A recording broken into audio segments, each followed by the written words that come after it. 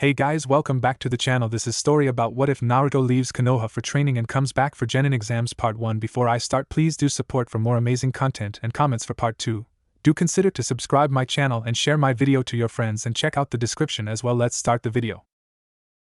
Konoha, October 10th. Every year on this date the hidden village of Konoha celebrated. Every year a huge festival was held to commemorate the village's victory over the nine-tailed fox demon Kyubi. 6 years ago to the day the fox had attacked Konoha, all attempts to stop the demon's rampage resulted in the deaths of those who tried and failed to stop it, that is until he arrived on the scene. Riding atop a large toad stood a man with yellow spiky hair wearing a white duster with flames decorating the bottom. Most knew this man well as both Konoha's Yellow Flash and Konoha's fourth Hokage, Minato Namikaze. Minato had managed to defeat the demon but gave his life in the process, and now the festival of the Kyubi was held each year to celebrate the Kyubi's defeat and to remember those who had lost their lives in the battle. However, there was one person in the village who wasn't celebrating. This person was a 6-year-old boy named Naruto Uzumaki. For the past 6 years of his life he had stayed in his home on October 10th. Every year he would look out the one window in his small apartment and watch the celebrations. He honestly longed to join in, but every year on the morning of October 10th he would receive a visit from the one person who had taken care of him, the third Hokage. Every year he would visit and every year he would give Naruto the same warning. Don't go outside today. It's not safe. Naruto sat at the window watching as fireworks shot into the air before exploding, one of the many perks of the festival. This is so unfair, Naruto thought to himself. Everyone else gets to go, so why can't I? It was true that everyone in the village was attending the festival, except him. Naruto had few friends, but even they were at the festival. Earlier that day they had asked Naruto if he was going with them.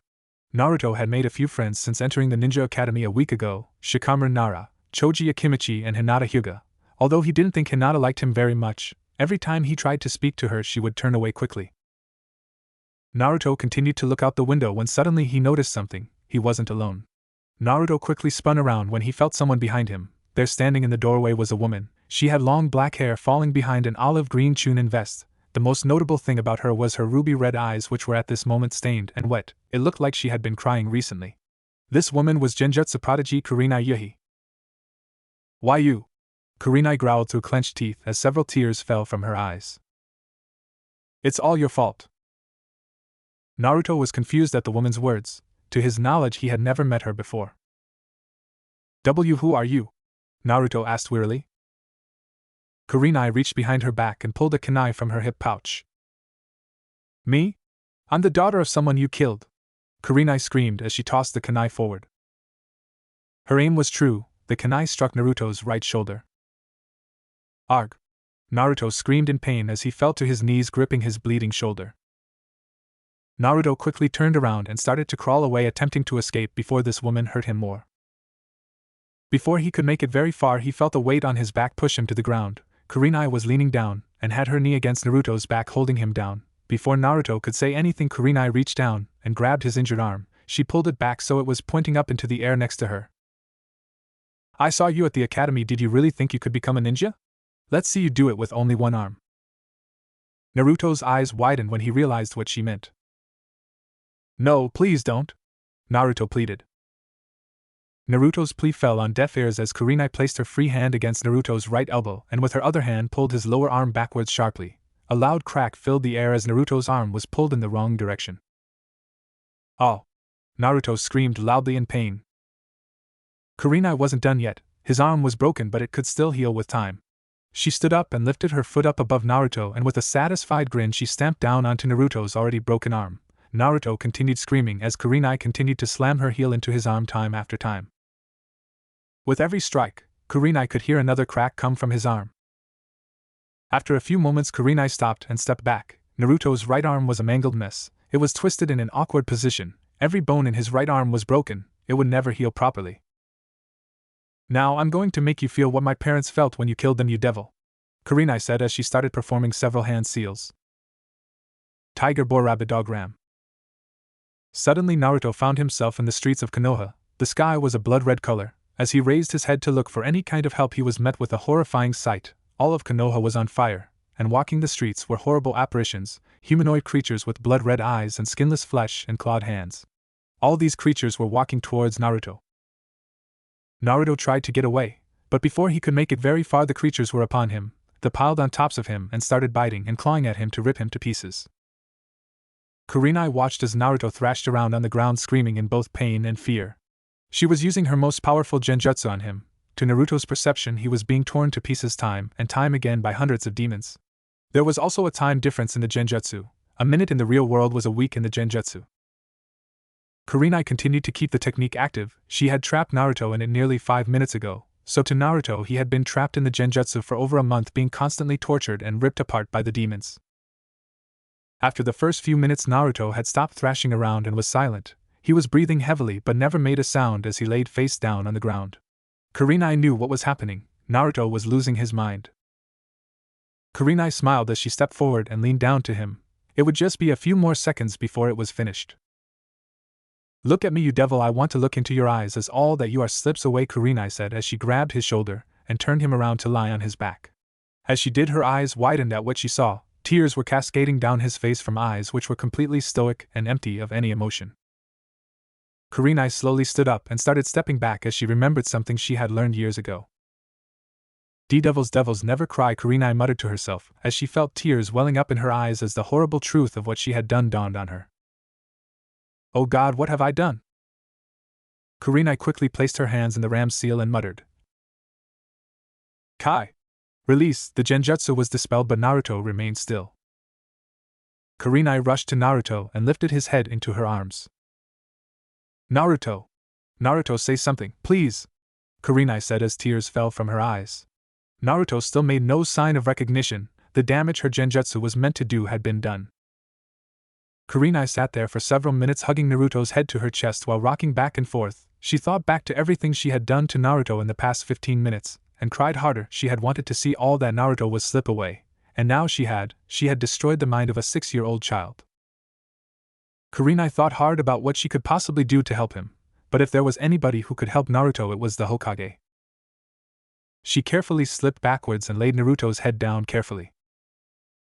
"I promise, Naruto. I'll be back and I will bring you back," Kurenai whispered in Naruto's ear, hoping that in some way he could hear her. She then placed a light kiss on his forehead before standing up and running from the apartment building, but not before locking his door to stop anyone else finding him in this state, as they may decide to take advantage of it. Within Naruto's mind something was happening. Within the halls of his mind stood a large metal gate with a kanji 4 seal placed over it. Within the gate a presence stirred.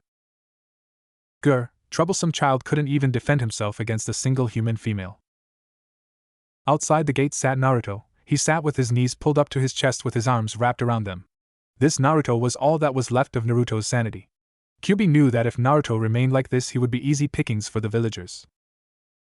"I guess I have no choice, I'll help you, kid, but you had better not screw up," the Kyuubi growled from the other side of the gate. Slowly red chakra started to pour from the gate, and started to wrap around Naruto's prone form. Slowly Naruto raised his head to look at Kyuubi. "Okay, listen to me, kid, because I don't think we have much time. What I'm doing is going to help you. In the meantime, you have to leave this place. You have to leave Konoha, got it?" Kyuubi asked with a rough voice. Naruto slowly stood up and nodded. On the top floor of the Hokage Toad sat the third Hokage himself. He was straining to finish his paperwork so he could join the festivities outside. He honestly pitied the next ninja to take the position of Hokage. Just as the third Hokage paced his pen down and stood up, his office doors suddenly burst open and in ran a woman he recognized as Kurenai. "Hokage-sama!" Kurenai yelled as she entered the room. The Hokage took a look at Kurenai and noticed the state she was in. Her eyes were glistening with fresh tears.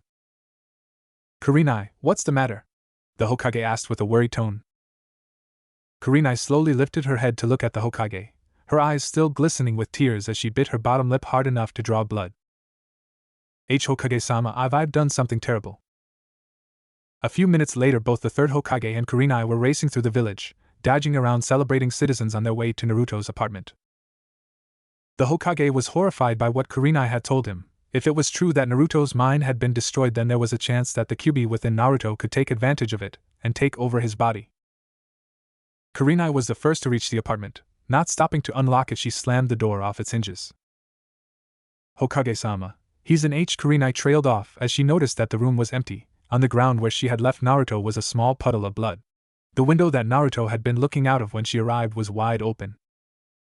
Kurenai was in shock. She slowly walked towards the open window. And Naruto, Kurenai slowly whispered to herself, as if saying his name would bring him back. The Hokage spotted a bloody kunai stabbed in a small table next to the window. He walked over to it and pulled it loose. That's when he spotted something carved into the wood of the table itself with the kunai. Kurenai, the Hokage said to get her attention. Kurenai turned and saw what the Hokage was looking at. On the table next to the window, 3 words had been carved crudely into the wood. Devils never cry.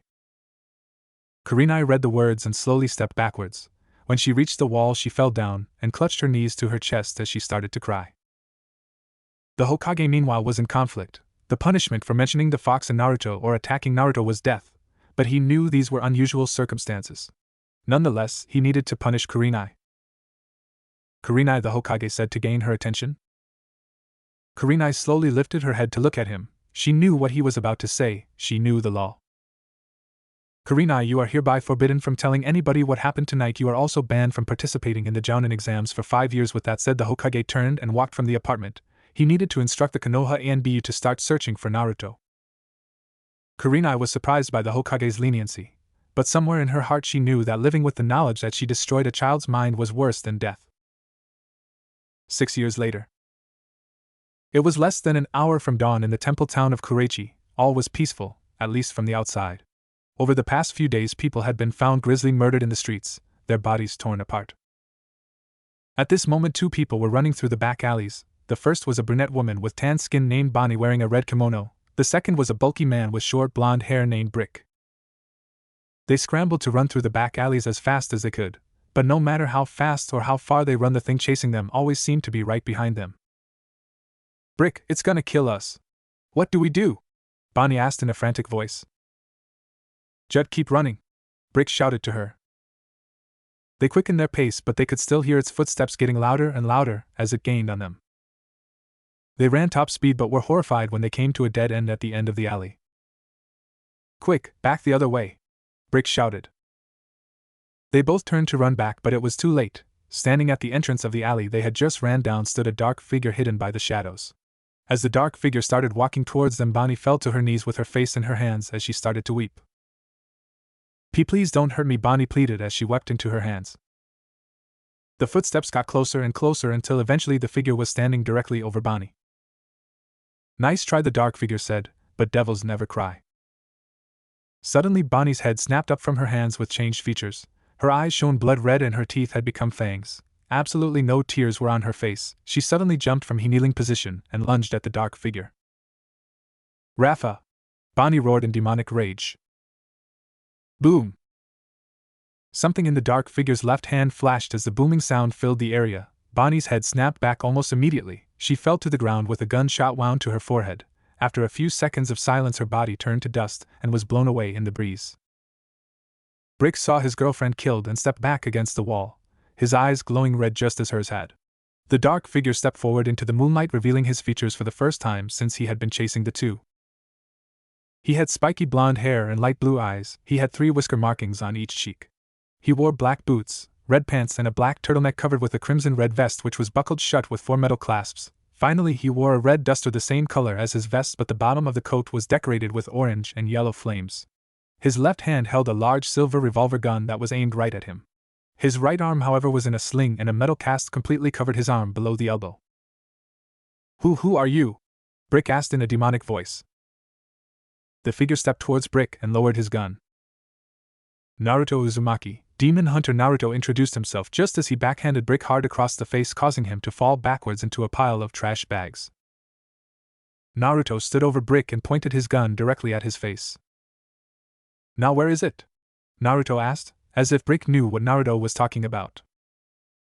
Brick's eyes widened when he realized what Naruto was after. No, I can't tell you. Even if I do tell you, you'd kill me, Brick stuttered. Naruto grinned as he holstered his gun and grabbed Brick by the collar and pulled him to his feet. Take me to it, and I'll consider you a loose end, Naruto said with a smile as he tossed Brick towards the alley entrance. Brick thought about it for a moment. By the looks of it, this Naruto kid could only use one arm. If he took him to it, then the other demon guards could overpower him. Fine, Brick stuttered. 10 minutes later. In a small building on the edge of Kureichi town sat 3 people, all sat around a small table in the center of a large empty room. 6 pillars in the room held the building up, and there were only 2 other doors, the door leading out of the building and the heavy metal door leading to what they were guarding. The only light in the room came from the moonlight overshining through a skylight window above them. These 3 had been instructed to guard this building with their lives. "Ha, full house!" one of the men shouted as he slammed his cards down for all to see and quickly leaned forward to grab his money. "Hold it, pal," the second one said as he revealed his cards. "Straight flush," the man said with a smile on his face as he pulled the money towards him. "Damn it," the first man said as he punched the table. "What do you have?" he asked the one who hadn't spoken yet. "Well, the third man trailed off as he strained to look at his cards. A sudden darkness had filled the room and it shadowed his cards. Realizing something was wrong, he looked up just in time to see the skylight window above them shatter. Somebody dressed in red flipped backwards through the window and fell at least 15 meters before landing crouched on their table. "What the F?" the first man shouted. Just the boy in red reached behind his back with his left hand and quickly whipped out a bulky silver gun and aimed it in his face. "It's called the Royal Flush," Naruto said, indicating his gun when Naruto smirked as he pulled the trigger. Boom! The man fell backwards on his chair as the bullet ripped right through his skull. He quickly turned to dust soon after. The other 2 men quickly got up from their chairs and backed off from the kid in red. Naruto slowly turned his head to look at the other 2. They noticed a small amount of blood from their slain leader splattered across the boy's face. Slowly the features on the 2 remaining guards' faces started to change. Their eyes turned red, their teeth turned to fangs, and their skin grew pale. Naruto hopped off the table and turned to face them. As he did, he noticed smiles appear on their faces. This was normal. Demons often underestimated him once they saw his right arm. Naruto held his revolver, the Royal Flush, in the left hand. Naruto smirked as he started to twirl the gun on one finger. "Well, this hardly seems fair here. Let me make it even," Naruto said as he quickly flicked his left and Royal Flush left his hand and flew towards the demon to his left. The demon wasn't ready for it, and the gun sailed right past his right shoulder. He turned his head to watch the gun as it flew past him. That's when he realized his mistake. He had taken his eyes off his enemy. The demon quickly snapped his head back towards Naruto, but it was too late. He was gone. The demon was about to look around to see where Naruto had gone but froze as he heard the clicking sound of the hammer of a gun being cocked back behind him. The other demon was shocked at what he had seen. The kid had thrown his gun, moved behind his accomplice, caught the gun in midair, and was now pointing the gun at the back of his head. Boom! The demon's head was blown off and turned to dust. The rest of his body turned to dust before it even hit the ground. With 2 of the demons dead, Naruto turned to face the last one. "Why you're not human?" the last demon yelled. Naruto smirked at the comment. "Well, you're half right," Naruto said as he lifted his gun and aimed it at the final demon. "It pisses me off to no end when demons masquerade as human," Naruto started to say. The demon wasn't about to wait around to join his friends. He quickly turned around to run for the exit, but as soon as he turned away from the boy in red, he found himself looking down the same gun barrel as he had less than a second ago. In the time it had taken for the demon to turn around, Naruto had already moved ahead of him. "How?" the demon asked. "No demon or human is that fast." Boom! The final demon fell to the ground, missing half of his head before turning to dust. With the demons finished, Naruto holstered his gun and turned around and faced the heavy metal doors. After reaching the door, he placed his palm against the door and pushed. It didn't budge. Naruto pondered the best way to open it. That's when Naruto noticed a small control panel to the right of the door. Naruto walked up to it, and it seemed to recognize his presence because it suddenly sparked to life.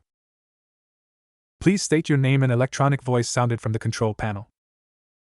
"Yum, I'll take a large pepperoni pizza with fries and a strawberry shake, and for dessert I think I'll take a 2,000-year-old demonic sword, and don't forget the ketchup," Naruto said as he leaned against the wall next to the controls. "Name unrecognized. Alarm has been sounded. Please await personnel's arrival." "Okay, but don't expect a tip," Naruto said with a sigh. Naruto pushed away from the wall and quickly spun around to face the control panel with his gun drawn. Boom! The control panel shattered as the bullet ripped through it. With a hiss of air, the metal doors slowly opened. Naruto holstered his gun and walked inside. As soon as he did, he spotted what he had been looking for. Displayed on a pedestal in the center of the room was a sheathed katana in a blue scabbard. "Yamato," Naruto whispered as he reached out and lifted the sword from its resting place. Naruto was stunned when he picked it up. Even within the scabbard it was extremely light, waiting little more than a couple of kunai. Not knowing how long the door would stay open, Naruto quickly slipped the sword into his belt under his coat on his right side. That's one down, Naruto muttered to himself. With that done, he turned around and stepped back through the door. When he stepped back into the main hallway, he smirked at what he saw. 10 more demons had arrived, no doubt the personnel that the control panel had promised. Well then, let's see if this thing has lost its touch after 2,000 years, Naruto said as he reached into his coat with his left and grasped the handle of the katana Yamato. He slowly slipped the sword from its scabbard, which was left hooked in his belt. Naruto swung the sword to his left. As the sword moved through the air, it seemed to make a slicing sound. As soon as he had fully drawn the sword, all of the demons rushed at him at the same time. Naruto smirked and ran forward. He dodged past the demons one by one while lashing out with Yamato. Eventually Naruto had passed by each one of the demons and arrived at the exit door. Naruto slowly took a few more steps forward and opened the door leading outside. After he was outside, he turned and looked back in. Each of the demons had checked themselves and found that they were completely unharmed. Naruto smirked as he twirled the sword around for a moment before slowly slipping it back into its scabbard. He stopped when only an inch of the sword remained exposed. Jackpot, Naruto said, and with a final click, the sword was fully returned to its scabbard. The effect was instant. Inside the room, the 6 pillars suddenly fell apart as cleanly sliced at an angle. The building started to shake. Several of the demons were crushed by the pillars. Finally, the entire building collapsed right on top of the remaining demons. By the time the building had finished collapsing, Naruto was already walking away. After walking for a few minutes, he came to a large tree with a blonde-haired demon tied to it. Well, Brick, it panned out, Naruto said as he quickly untied the rope. A deal is a deal. Now get out of here before I change my mind, Naruto said to the demon as he started to walk away with his back to Brick. Brick couldn't believe it. Naruto had managed to defeat the guards and stole the sword. He wasn't about to give Naruto a reason to kill him now. He quickly turned around and started to run away. Oh, and Brick? Naruto called back to the demon. Brick stopped for a moment, fearing that Naruto had changed his mind. Sooner or later I always tie up my loose ends, Naruto said with a sadistic smirk. Brick gulped and continued to run away. With Brick gone, Naruto turned and watched as the sun started to rise in the distance. He closed his eyes and enjoyed the feeling of the first morning sun on his face. Naruto opened his eyes after a minute and whispered to himself. It's time. Naruto checked his equipment before he turned around and started to walk east with a destination in mind. It was time to go back home. I wonder if they'll recognize me, Naruto wondered as he started the walk to Konoha. According to his calculations, the Genin exams for his generation of ninja was to be held tomorrow. Karachi town was only a 4-hour walk to and from Konoha. Naruto quickly turned around and started to crawl away, attempting to escape before this woman hurt him more. Before he could make it very far, he felt a weight on his back push him to the ground. Kurenai was leaning down and had her knee against Naruto's back, holding him down. Before Naruto could say anything, Kurenai reached down and grabbed his injured arm. She pulled it back so it was pointing up into the air next to her. I saw you at the academy. Did you really think you could become a ninja? Let's see you do it with only one arm. Naruto's eyes widened when he realized what she meant. No, please don't, Naruto pleaded. Naruto's plea fell on deaf ears as Kurenai placed her free hand against Naruto's right elbow and with her other hand pulled his lower arm backwards sharply. A loud crack filled the air as Naruto's arm was pulled in the wrong direction. Oh! Naruto screamed loudly in pain. Naruto! Kurenai screamed as she sat bolt up after awakening from her nightmare. She looked around for a moment before realizing she was still in her room. She slowly regained control of her breathing. Kurenai looked to her bedside desk and saw her clock read 9:37 a.m. Wiping the sweat that covered her forehead, she stepped out of bed and went about her morning rituals. The nightmare about Naruto was nothing new to her. She had the same one at least once a week. After being forbidden from participating in the Jounin exams for 5 years, Kurenai Yuhi was finally a special Jounin specializing in genjutsu. After the incident with Naruto, Kurenai had spent a lot of time researching ways to reverse the effects of genjutsu on the human mind. This research had in turn developed her knowledge and skill in genjutsu. Now her skills in the art were unmatched in every way. In the past 5 years, Kurenai had also befriended Hinata Hyuga. Naruto's disappearance seemed to hit her worst of all. It seemed that before he disappeared, the young heiress had a crush on the young Uzumaki despite only knowing him for a week. Hinata always had self-doubt issues. These doubts rose considerably when Naruto left, and eventually led to her skills as a ninja diminishing. After a while, her father Hayashi gave up on Hinata and started to train her sister Hanabi in her place, while leaving Hinata's training and well-being in the hands of Kurenai. Hinata now lived with Kurenai. For 6 years Kurenai had held her tongue. not telling anybody about what she had done, not even her best friend Anko. It broke Kurenai's heart each time she heard Hinata crying at night, knowing that it was her fault he was gone, and most likely dead, yet still unable to tell anyone. Once becoming a jounin, a ninja has a few different options. They can continue to participate in high-rank missions, they can apply to join ANBU or another profession like interrogation and torture, or they can choose to lead a new team of genin fresh out of the academy.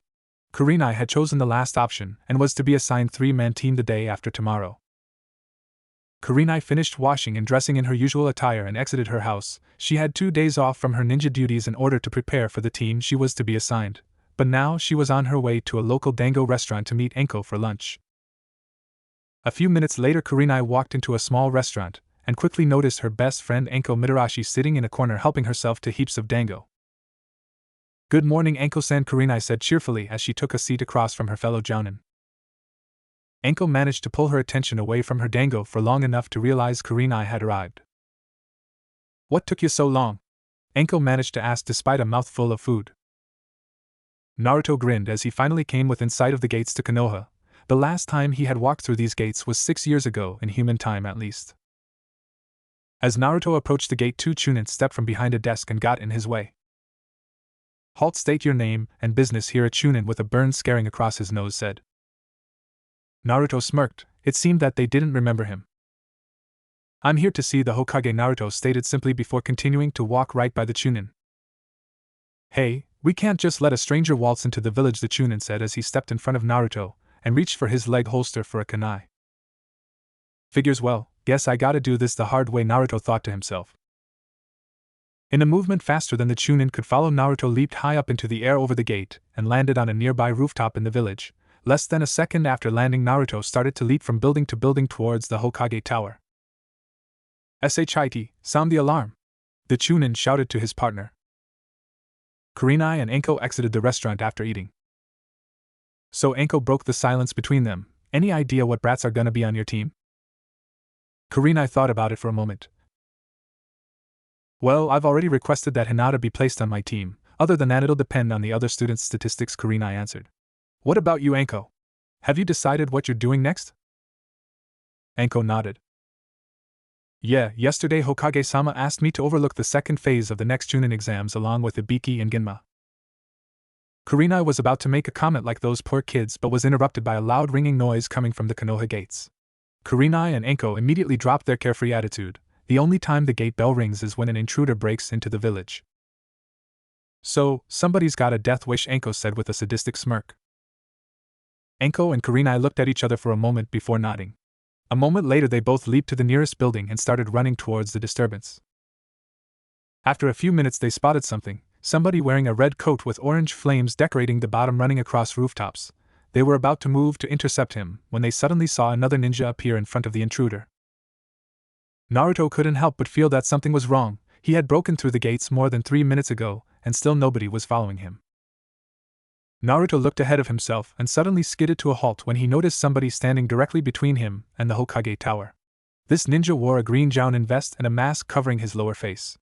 The ninja's forehead protector covered his left eye. Instead of Naruto, the ninja's attention seemed to be on a small orange book he was reading. "You know," the ninja said without looking up from his book, "it isn't a smart thing to break into a ninja village. Anyone who does is either stupid or has a death wish. So for the tombstone, what's your name?" the ninja asked, still without looking up from the book.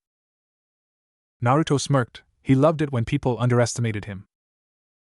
"Before asking somebody else their name, you should really introduce yourself," Naruto said in a scolding tone. "You don't need to know my name," the ninja said with a carefree tone which was starting to annoy Naruto, and yet Naruto still smiled. "Well then, allow me. Your name is Hatake Kakashi, jounin of Konoha. Your birthday is September 15th and you are 26 years old. You're a Virgo. You graduated from the Ninja Academy when you were 5 and became a chunin at the age of 6. You're 6 feet tall and weight 150 pounds. Blood type O. Your favorite food is grilled mackerel with salt and eggplant miso soup. Your left eye had the bloodline ability of Sharingan, with which you are said to have copied more than 1,000 jutsu. To date you have completed 197 D-rank missions, 189 C-rank missions, 413 B-rank missions, 276 A-rank missions and 38 S-rank missions, and your hobby is reading books like this one." Naruto finished his rant as he lifted his left hand, which was holding a small orange book. Kakashi was shocked. He had finally looked up from his book about halfway through Naruto's rant when he realized that this intruder knew everything about him. His shock was increased further when he saw the book in Naruto's hand was identical to his own. He looked back down at this book only to find he was now holding a small square piece of wood instead of his book. What, when did he? Kakashi muttered to himself but stopped when his mind registered something blonde hair, coat with flame designs. And Minato-sensei? Kakashi wondered as he looked back up to the intruder. It was true that he looked like Minato, but there were several differences, the most notable being the 6 marks on his cheeks. And Naruto! Kakashi practically screamed as his one visible eye widened. A few rooftops away, Anko and Kurenai stood watched and listened. Kurenai's eyes widened in shock when she heard Kakashi say the intruder's name. Naruto continued to smile. He truly loved messing with his opponents. But alas, it was time his fun came to an end as he sensed 2 ninja watching them as well as 2 more approaching them rapidly from behind. Well, it's been fun, but I gotta go, Naruto said as he tossed the orange book towards Kakashi. Kakashi tried to catch it out of the air but stopped as he noticed something, a small sticker stuck to the back of the book. And oh, Kakashi screamed his horror as the tag detonated. It wasn't powerful enough to damage anything. Unfortunately, the book seemed to explode into hundreds of charred pages. Kakashi's eyes were watering as he scrambled to grab the pages out of the air, as if there was some faint hope that they could be saved. Kakashi was so preoccupied by the remains of his book that he failed to notice Naruto running towards him before it was too late. Naruto jumped and planted his foot right into Kakashi's face. It wasn't so much to kick him but to use him as a stepping stone. Naruto used his leverage to jump from Kakashi's face high up into the air towards Hokage Tower. As Naruto flew higher into the air, he turned around to see Kakashi scrambling back to his feet just as he was joined by 2 other jounin. Spread the word, Naruto shouted down to his audience. Naruto Uzumaki has returned to Konoha. Naruto finished with a toothy grin before disappearing onto the roof of the Hokage Tower. Kakashi got back to his feet and looked up to where Naruto had jumped just as Asuma and Guy arrived on the scene. Naruto, he's back, Kakashi whispered. Asuma and Guy had arrived just in time to hear Naruto's last statement. Uzumaki, I heard he disappeared 6 years ago. Nobody knows how or why, Asuma said. As the other jounins continued to speak, Kurenai was in a world of her own. Naruto was back. After 6 years he was finally back, and best of all, he was sane. Kurenai's eyes had started to water. A mixture of emotions were swirling through her mind. Her tears were both tears of sadness, as she remembered what she did to him, as well tears of happiness for seeing that he was alive and had somehow regained his mind. Kurenai! Anko said loudly into Kurenai's ear for the 3rd time while clicking her fingers in front of Kurenai's face. Kurenai finally snapped out of her thoughts. What? Kurenai asked while trying to wipe her tears away. I said let's go, the others have already gone after the brat. Anko said as she followed Kakashi and the others. Sarutobi, the 3rd Hokage, had been hip deep in paperwork when the alert had been sounded. He was now looking out his window in an attempt to see what all the fuss was about. Hey old man, what you looking at? A voice came from behind him. Sarutobi stiffened for a moment. Somebody else was here. When did? Sarutobi whispered to himself as he spun around ready to defend himself. After he spun around to see who had spoke, he froze. Sitting in a chair in front of his desk was a boy in a red coat with his feet up and resting on the desk. Sarutobi took a long look at the kid's face, blonde spiky hair, 3 marks on either cheek and blue eyes. And Naruto? Sarutobi asked with a half-smile. Naruto grinned as he stood back up. Heh, so you do remember me, Naruto said with a genuine smile. Oh, sorry about the ruckus outside, I had a little trouble getting here. What kind of trouble? Sarutobi asked worriedly. As soon as Sarutobi's words were said, the door to the office burst open and 5 jounin stormed in: Kakashi, Guy, Asuma, Anko, and to his surprise, Kurenai. Oh boy, this is going to be interesting, Sarutobi thought to himself as he felt a headache coming. As soon as she entered the room, Anko saw Naruto standing near the Hokage and wasted no time in drawing a kunai and flicking it towards Naruto. Naruto quickly reached out and grabbed the kunai out of the air before it struck him. He twirled the kunai around a couple times before speaking. You know, it's still technically against the law to attack me, Naruto said with a smile. Naruto took a quick glance at the group of ninja that had followed him. He stopped for a moment when he saw Kurenai. His gaze lingered over her for a moment before he turned away in an uninterested fashion. Kurenai saw this, and at that moment she would have given anything to know what he was thinking. He probably hates me, Kurenai thought to herself as she felt more tears straining against her eyes. Naruto is correct. It is still against the law to attack him, Sarutobi said as he walked around the desk. Anyway, I think you have some explaining to do. Where have you been, Naruto? Naruto thought about it for a moment.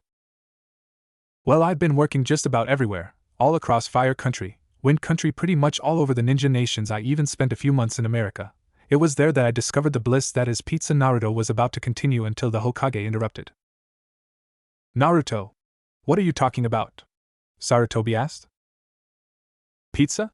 It's a baked bread covered with tomato puree and mozzarella cheese, although I like some pepperoni topping added as well as. No, not pizza, Sarutobi eventually yelled in annoyance. Naruto frowned. I get the feeling you're upset, Naruto said. Oh really, what was your first clue? Sarutobi said sarcastically. Well, your dismissive attitude towards pizza for one thing, Naruto said with a pout. Anko found herself trying to suppress a smirk as she saw a vein bulge in the Hokage's forehead. Naruto, what do you mean you've been working everywhere? Sarutobi asked with a sickly smile as he clenched his teeth. Oh, I a demon hunter now, Naruto said dismissively as if it meant nothing important. Everyone looked at him with wide eyes. You're a what? Sarutobi asked, thinking he had heard Naruto wrong. A demon hunter. I travel from village to village hunting and exterminating them. It seems no matter what village I end up in, there is always some demonic presence. However, years ago I made a promise that I would become a ninja and eventually Hokage, and I never go back on my words, so I'm here to take the Genin exam. It's tomorrow, right? Naruto asked. Sarutobi took a few moments to digest everything that Naruto had told him. Even after what happened, he still wanted to become a ninja. Well, what skills do you have? Sarutobi asked. I have basic ninja skills, but my main strength is in Kenjutsu, Naruto explained. He was about to say something else but was interrupted by a loud snort from Kakashi. Is that all? That hardly qualifies you to become a ninja, Kakashi asked mockingly. Naruto had a smirk plastered across his face. No, that's not all. I was also able to break past the defenses of this village, including a pervert jounin, and infiltrated the Hokage's office without him noticing, Naruto said as he smirked at both Kakashi and the Hokage.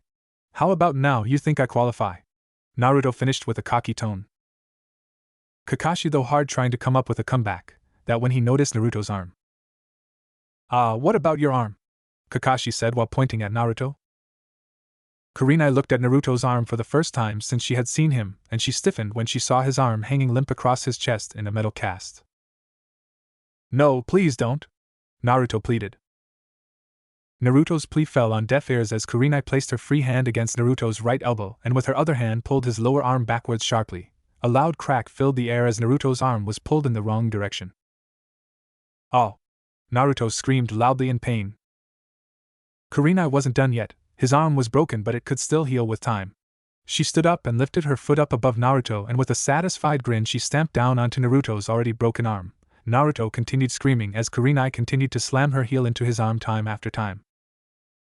With every strike, Kurenai could hear another crack come from his arm. What about it? Naruto asked. What is wrong with it? Kakashi asked, still pointing at the cast. Naruto's gaze shifted to Kurenai for less than a second before looking back at Kakashi. It was very subtle, but Kurenai noticed it. I had an accident a few years back. Why? Naruto lied. Well, Kakashi said smugly, a ninja should be able to use both of his arms. Naruto had a smirk of his own. Yeah? Well, a ninja should also have depth perception, Naruto said, referring to Kakashi's eye. At this point, Anko couldn't hold back a quick laugh. All the others seemed a little shocked but still laughed. Oh no, he didn't, Guy said as placed a hand over his smiling mouth. Ouch, Asuma said as he copied Guy. Kakashi sputtered to try to come up with a comeback, but this time he couldn't seem to come up with one, so instead he quickly turned to Guy and Asuma. You guys are supposed to be on my side, Kakashi shouted in an annoyed tone. Besides, Naruto continued, you'd be surprised what I can do with only one hand, Naruto said with a mischievous smile as he winked at Anko. At this, Anko found herself blushing lightly when thoughts of what Naruto could possibly mean popped into her head. By the way, thanks for the gift, Naruto said, referring to the kunai he was twirling around his fingers, the same one he had snatched out of the air when Anko threw it at him. Anko looked at Naruto with confusion. What are you talking about? It's just a kunai brat, Anko said as if Naruto was being stupid. Yeah, but judging by your clothes, your attitude, and your tendency to throw sharp thing at people's heads, I'm guessing you're the type of girl who keeps their kunai in their panty drawer, Naruto said with the same mischievous smirk. Naruto quickly took a whiff of the kunai to get his point across. The reaction of everyone in the room was typical. Asuma, Guy, and Kakashi all looked between Naruto and Anko wide-eyed with a small trickle of blood seeping from their noses while Anko was blushing furiously. It took every ounce of self-restraint for her not to draw every kunai and shuriken she had with her and throw them all at Naruto at the same time. But throughout all the blushing, she never once denied what Naruto had said, and the reason why she didn't deny it was simple: she was a terrible liar. Sarutobi's headache was starting to turn into a migraine. Naruto had only been back for 10 minutes and already he was annoying him. But there was still a few questions that needed to be answered. Kakashi, Guy, Asuma, Anko, I need to speak to Naruto and Yuhi-san alone, Sarutobi said with a look on his face which screamed get out.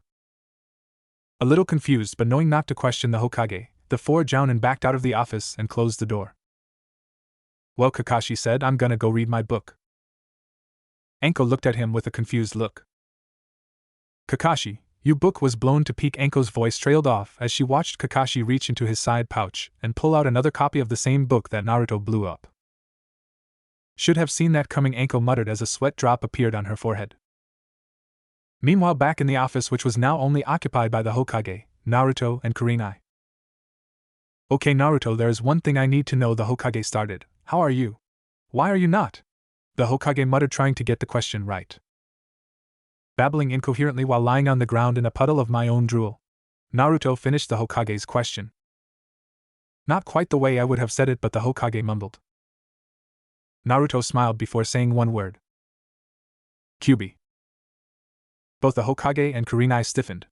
Naruto smiled at their reactions. Naruto, you know about the Sarutobi stopped speaking when he saw Naruto nodding. Yes, I know about him. After what happened 6 years ago, I was left in a vulnerable state. The Kyuubi was worried that somebody would try to finish me off while I was unable to defend myself. It was within his best interest to restore my mind.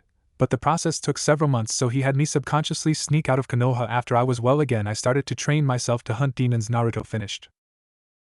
After Naruto finished speaking, the room was silent for several moments. Thoughts were surging through Sarutobi's mind. He seemed to weigh the pros and cons of the current situation before finally coming to a decision. Okay, the Genin exam is tomorrow morning. If you pass, then you will be placed on a 3-man cell under a Jounin sensei.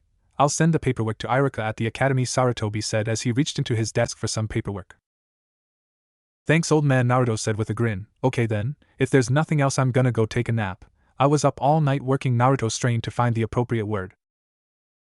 Naruto turned around to walk out of the office only to find himself suddenly blocked as Kurenai moved into his path. Naruto was about to ask what she wanted but was stunned when she suddenly dropped to her hands and knees and bowed to him with her hair touching the ground. And Naruto, please forgive me.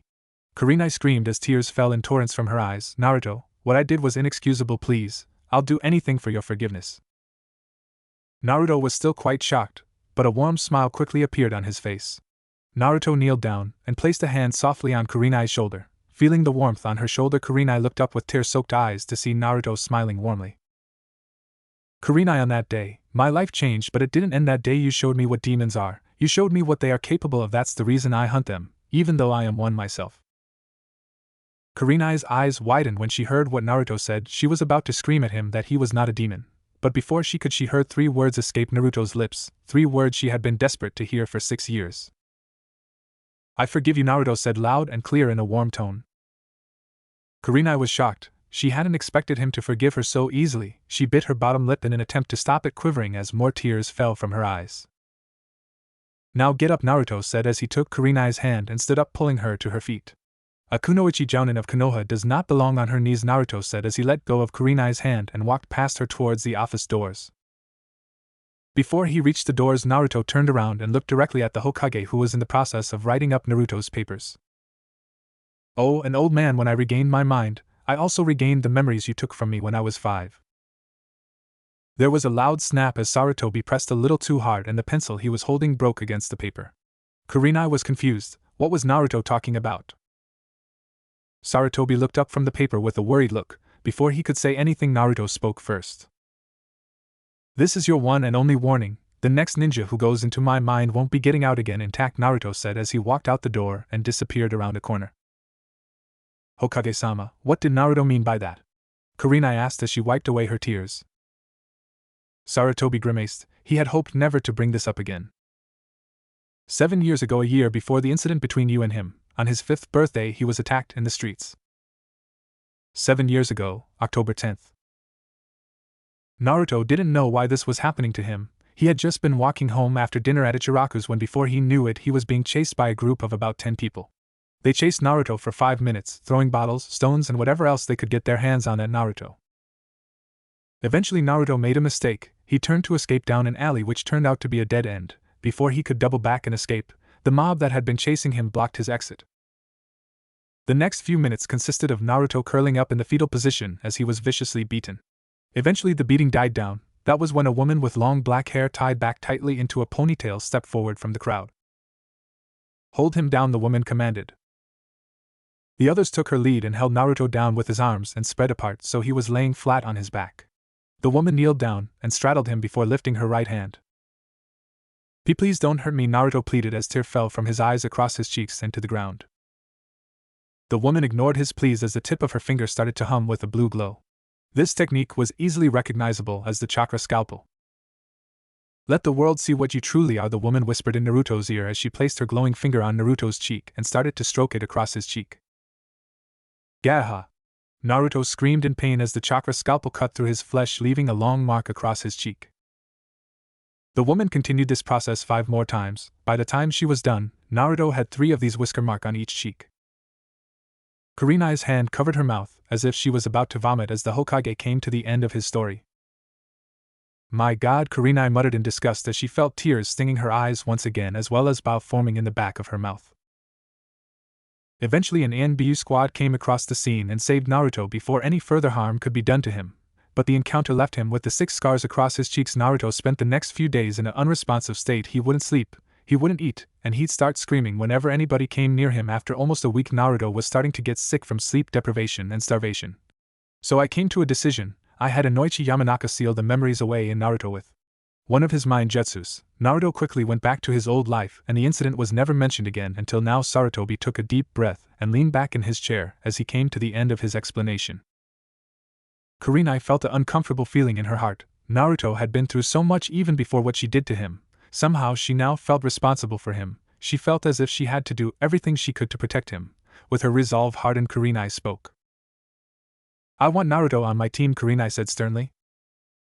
The Hokage looked at Kurenai for a moment, checking if she was being serious. The look in her eyes told him that she has never been more serious. "Okay, if you're sure, Kurenai?" Sarutobi asked. Kurenai nodded without an ounce of hesitation. "Okay then, as long as they pass the Genin exam, your team will consist of Uzumaki, Naruto, Hyuga, Hinata, and the 3rd member will be decided pending the results of the exam." Kurenai bowed respectfully to the Hokage before speaking. "Thank you, Hokage-sama." Meanwhile Naruto was on the rooftop of a nearby building looking down into the street. Figures," Naruto said with a disappointed frown. Down in the street were the charred remains of his old apartment. By the looks of it the building had been burned down years ago, and no attempt had been made to rebuild or even clean up the mess. "Oh well, I've spent the past 5 years sleeping in trees, so it really doesn't matter," Naruto thought to himself as he bounded over rooftops away from the ruined apartment. Naruto quickly found a comfortable tree next to one of the training grounds. After getting comfortable he quickly fell asleep. Hours later, Naruto woke just as the sun was setting. The sky was ablaze with orange light. Naruto was about to go back to sleep when he felt something, a demonic presence in the village. Naruto sat up and glanced towards the village. "I told the old man that no matter what village I end up in there is always some kind of demonic presence. This village is no exception." Naruto stood up in the tree and readjusted his clothes and weapons into a comfortable position before he jumped from the tree towards the center of the village where he felt the demonic presence. Hinata Hyuga ran through the dark streets of Konoha. It had been only 10 minutes ago that she had left the Hyuga compound after visiting her grandfather and started to make her way home. A moment later she heard footsteps behind her. When she turned, the footsteps stopped and there was no one in the street. Hinata started walking again and she soon heard the steps again. Hinata quickly spun on her heel with ninja reflexes. She had turned fast enough to see a flash of red clothing duck into an alley.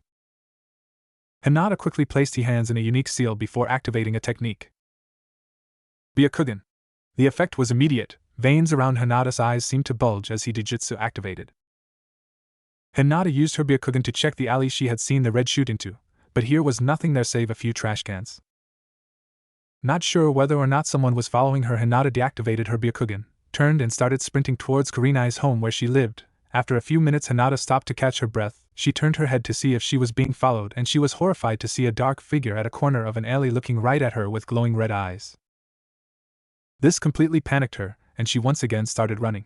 In an attempt to get away from whatever was following her, Hinata quickly turned into an alley and kept running. She looked back and saw nothing there. When she looked back the way she was running, ah!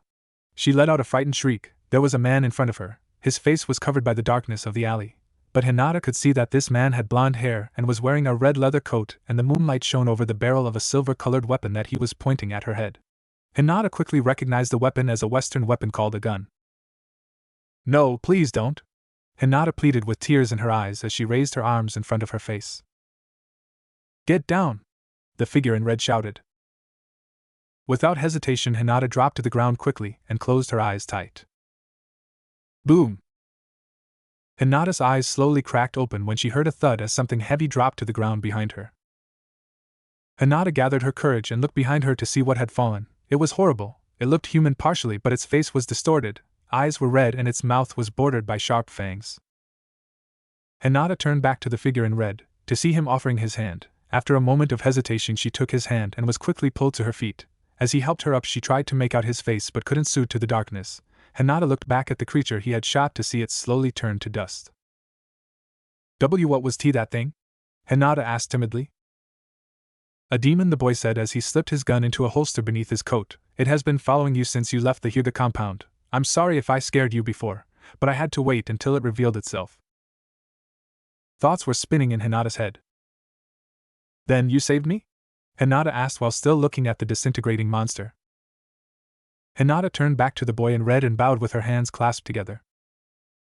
"Arigato, I'm Hinata Hyuga. What is your?" Hinata looked up from her bow to face the boy who had saved her, but all she saw was an empty alley. "Name?" After a quick check with her Byakugan, Hinata could find no trace of the boy in red. Deciding it may not be a good idea to dawdle, Hinata started to run back home. All the while she was running, Hinata failed to notice the same boy who had saved her jumping across rooftops, keeping an eye on her to make sure she got home safely. After arriving at Kurenai's house, Hinata meant to tell Kurenai what had happened, but to her dismay she was not home yet. Feeling herself getting tired, she decided to tell Kurenai what had happened the next day. Hinata walked to her bedroom, dressed in night clothes, and slipped into bed. After getting comfortable, she reached under her pillow and pulled out a small soft teddy bear with some of its fur scorched. She remembered the day she had gotten it, the day that Naruto's apartment had been burned down by accident. Hinata had foraged through the wreckage for an hour before finding the teddy underneath the remains of Naruto's bed. It was all she had left of him.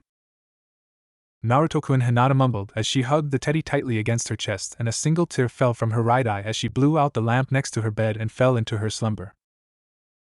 Naruto has stayed on a rooftop across from the house that Hinata had run into. He waited long enough to make sure no other demons were after her. After he saw the light from a lamp go out, he decided that she should be safe and continued his patrol of the village. After patrolling for another hour, Naruto found himself standing in the middle of a training ground. Naruto smirked as he felt the demonic presence start to rise. All around him, demons started to crawl from behind trees, from under the very ground itself, from out of a small lake nearby. Naruto smiled as he reached into his coat with his left hand and drew his revolver. "Time to go to work," Naruto said as he pulled back the hammer on the gun with a loud sielkuk. Over the next few minutes, several citizens of Konoha were woken up by loud booming noises. However, the sound soon ended and the rest of the night was peaceful.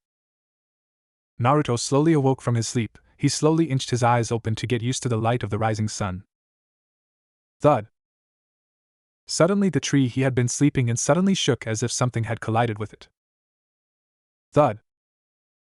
This time the tree shook too violently for Naruto to keep his balance. In his half-asleep stupor he fell backwards and out of the tree. Wah! Naruto yelled just before he landed on top of something else, somebody else. Ouch! The person under Naruto yelled, and Naruto landed on him. After a few minutes, Naruto managed to stand up and look down at the person he had landed on. It was a boy wearing a green spandex. He had a bowl-cut hair and huge fuzzy eyebrows. Judging by the forehead protector wrapped around his waist, he was a Konoha shinobi. He seemed kinda familiar. "Ooh, what happened?" the boy asked in a daze.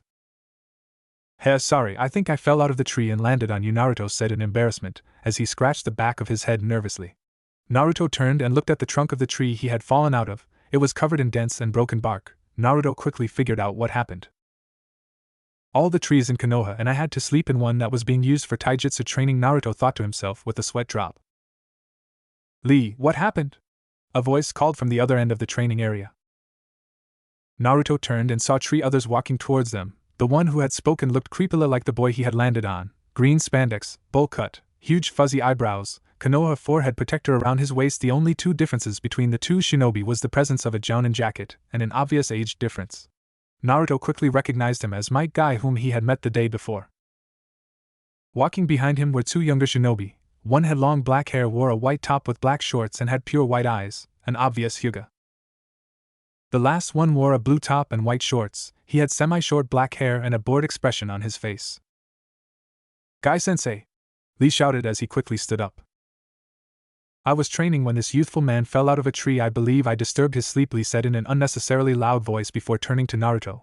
I apologize. As punishment I shall complete 200 handstand push-ups, and if I am unable to complete them then I shall complete 50 laps around Konoha on my hands. And if I cannot complete them then I. As Lee went on and on, Naruto noticed that Guy was crying with tears of joy. Lee, you are filled with the fires of youth. I shall join you on your mission of forgiveness. Guy screamed to the heavens with tears in his eyes. Lee saw that and also began crying. A few moments later the identical men were hugging and crying. Gi-sensei. Lee. Gi-sensei. Lee. Gi-sensei. Lee. What are they doing? Naruto asked the two normal shinobi with them, whom both looked too embarrassed of the scene to even look at them. They do this all the time, the Hyuga answered. After a few moments the two men separated and wiped away their tears. Guy took a look at Naruto and realized who he was. Ah, Naruto-san, it is good to see you again on this youthful morning, Guy said as he flashed his good guy pose. Naruto smiled awkwardly before bowing slightly. Good morning, Guy-sensei, Naruto said respectfully. Naruto-san, I would like to introduce you to my team. This is Rock Lee, Guy said as he indicated his clone. Nice to meet you, Naruto-san, Lee said with his own version of Guy's good guy pose. This is Hyuga Niji, Guy said, indicating the white-eyed boy who bowed in greeting. And this is Uchiha Sasuke, Guy said, indicating the boy with the blue top who simply grunted in response. Team, this youthful young man is Uzumaki Naruto. He will soon be joining the ranks of us ninja, Guy said as he slapped Naruto on the back hard. Hi, Naruto said with a grin. While Lee went about greeting Naruto, both Niji and Sasuke were pondering the same thing. But you are older than us, aren't you? Shouldn't you have already become a shinobi? Niji asked curiously. As Niji asked this, Naruto's breath caught in his throat. Oh crap, Naruto thought to himself. It's too soon for them to find out. Guy meanwhile was looking at Naruto in wonder. There was so much excitement the day before that he didn't notice, and obviously nobody else did, but now seeing Naruto standing next to his team he was able to compare their looks. He was 6 when he disappeared, and it has been 6 years, so that should make him 12, but he looks older than that. He should be the same age as Sasuke, and yet he looks older than Niji and Lee. Even though they are a year older than him, Naruto looked to be in his mid-teens at least. Naruto Guy was about to ask something but was interrupted by Naruto. Oh gee, look at the time, I should really be going or else I'll be late for the Genin exam. By Naruto blurted everything out quickly whilst looking at a watch that wasn't there. After he finished he quickly turned around and started running towards the village. Guy was suspicious of Naruto's behavior but decided to let it go for now, but when he next saw Naruto he would have a talk with him. That was too close, Naruto sighed as he entered the main village area. But I got up too soon. It's still 3 hours until the exam. While I am kinda hungry, Naruto though with a smile as he started to look for a restaurant for some breakfast. Meanwhile, not too far down the street in an apartment above a weapon shop a young woman was getting ready for something important. She had woken up early to make sure that she wouldn't miss it. She finished dressing in her pink Chinese clothes and pulling her hair into 2 buns behind her head. She then double-checked the scrolls containing her many weapons were secure. Okay, ready, the girl muttered to herself before turning away from the mirror and exiting the room. Now I'll get some breakfast and head straight to the academy, she thought as she made her way downstairs. Ah, Tenten-chan, are you heading out already? I thought the exam doesn't start for almost another 3 hours, Tenten's mother asked from her position behind the shop's counter. Yeah, Mom, but I'm gonna head out early and get some breakfast, Tenten answered. Okay, honey, good luck with the exam, Tenten's mother said with a smile. I screwed up last time, it won't happen again, Tenten thought as she left the shop. This was the second time Tenten was going to be taking the Genin exam, last year thanks to an incident she had failed. Tenten's family shop was on the main street of Konoha, so she didn't need to walk far to find a restaurant. She walked in and took a quick look around. The place was almost full. The only free seat was in a booth opposite a blonde boy wearing a red coat who seemed to be looking at a menu. Usually Tenten would just look for somewhere else to eat, but she was hungry. Mind if I join you? There's nowhere else to sit, Tenten asked the boy in red awkwardly. The boy lowered the menu to look at who had spoken, and Tenten took in what he looked like. He looked slightly older than her. He had blonde spiky hair, bright blue eyes and 3 thin marks on each cheek. As he lowered the menu, Tenten also noticed that his right arm was in a metal sling across his chest. Yes, of course, I don't mind at all, he said with a smile. For some reason Tenten found herself blushing when he smiled at her. Thanks, Tenten said as she took a seat opposite him. I'm Naruto Uzumaki, and you are? Naruto asked. Tenten, nice to meet you, Tenten answered as she picked up a menu. Meanwhile, across the restaurant, sitting alone at a small table, was Mitarashi Enko with a plate of 10 sticks of dango. She watched as Tenten sat across from Naruto and smiled. Only in Konoha for a day and already has a date. Not bad, kid, Enko thought to herself as I pulled another dango from her stick and plopped it into her mouth. Kurenai had told Enko the night before about Naruto being on her team if he passed. After a few minutes of silence, a waiter approached the booth. Can I take your orders? The waiter asked with a kind tone. Yes, Tenten started. I'll have a stick of dango and a pork baraman, please. And for you, sir?